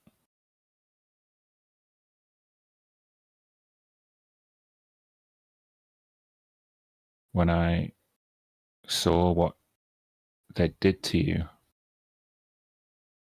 all of that love turned into anger, turned into rage. And that anger and that rage got me through. It got me to you. It helped me bring you back. All of that bitterness, all of that pain, all of that loneliness, all of those questions, all of that'll fade away if I could just lay my eyes on you one more time.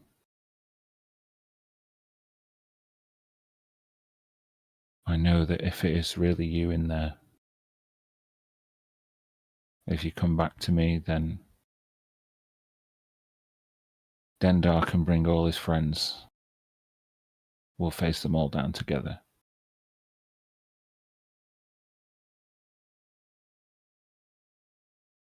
No one's ever had a more powerful effect on me than you.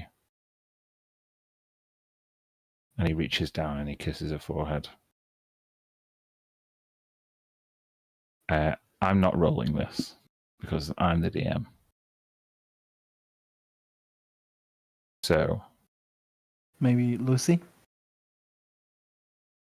Lucy, it's your character. I would like you to roll a d20 and what skill check should it be? From Giselle's character sheet. No. Oh, I see. From that speech. For me, I talked about magic a lot, so I'm going to make it an Arcana check. If that's okay. Mm-hmm. So you're going to roll the d20, Lucy. Mm-hmm.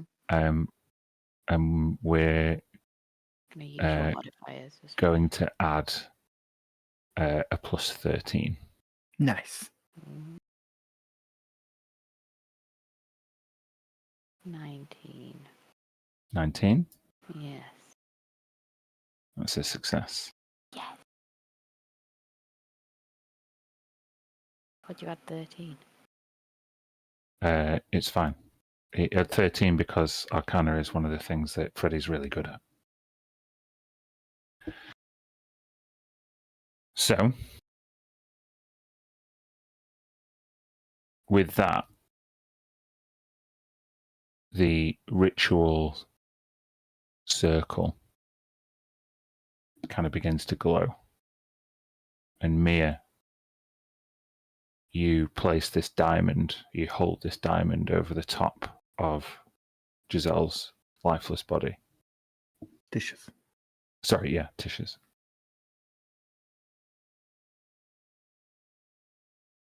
At that point, Talabaste steps over the other side of the sarcophagus and puts her hands on the diamond.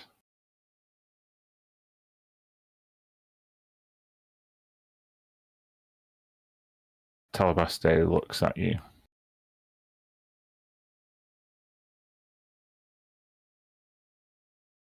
and summons a crooked smile.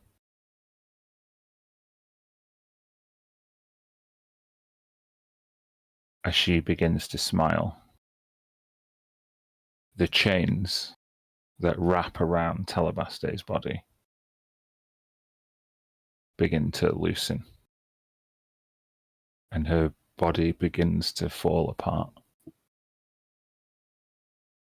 I will tell you now the mechanic. I told you this is going to be a harder resurrection ritual. So rather than the DC starting at 10, it started at 8. We had one fail, which would take it down to a 7. A crit success, which would take it to a 9. And then a last success, which would take it to a flat 10. The inclusion of Talabaste gives you not one attempt, but 2. So we roll with DC 10 with advantage, basically. Well, sorry, reverse DC 10. Is it 10 or under? It's So we have to roll? under 10. Not So 10 1 is a through to fail. 9. Yeah. Oh my god. So it's like DC 11, yeah, but with advantage. Don't roll it with advantage though. Just roll 1, and then if you No, need I'll to just roll another, a 1d20 at a time. Okay. I'll roll it publicly. So you need 1 through to 9. 1 through 9 on a d20. We'll roll the first one. I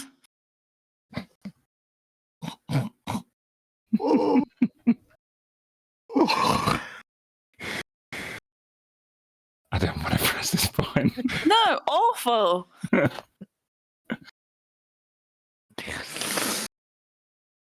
I'll roll again. Are we ready?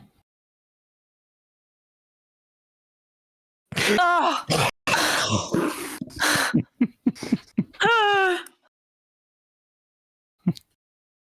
Yeah.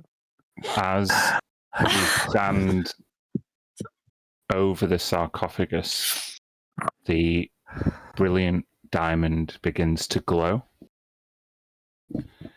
The chains fall from Talabaste as her body begins to absorb this white glowing light from the diamond. The diamond feels light, almost like it's raising up.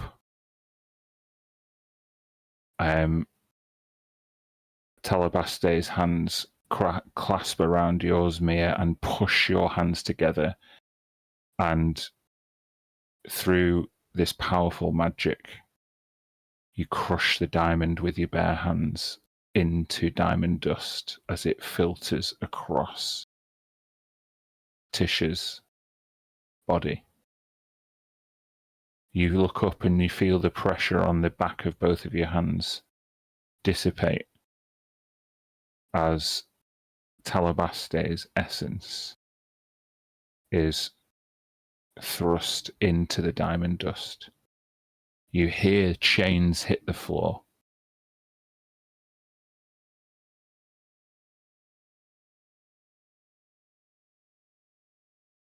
And where there was a quasit inhabiting Talabaste's body, there is now a flying Holifant, a little celestial elephant flapping its wings.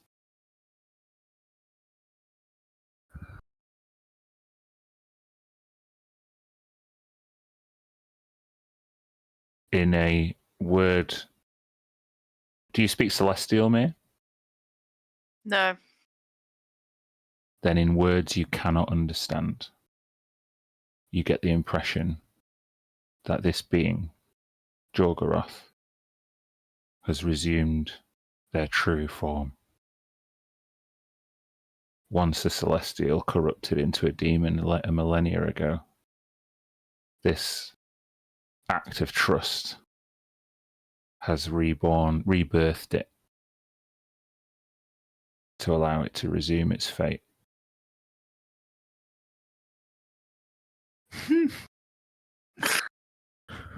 This flying little golden elephant flies towards Tisha's body, now bathed in white light, and passes through it as if it were a portal. The light gets brighter and brighter until it consumes this chamber, reflecting off all of the bejeweled surfaces that Kamoon and Giselle put in place, magnifying it with each reflection. You feel true love and compassion fill the room. As the light begins to flicker and fade, you look down, Mia, at the open eyes of Tisha Montenay. And that's where we're going to end the session.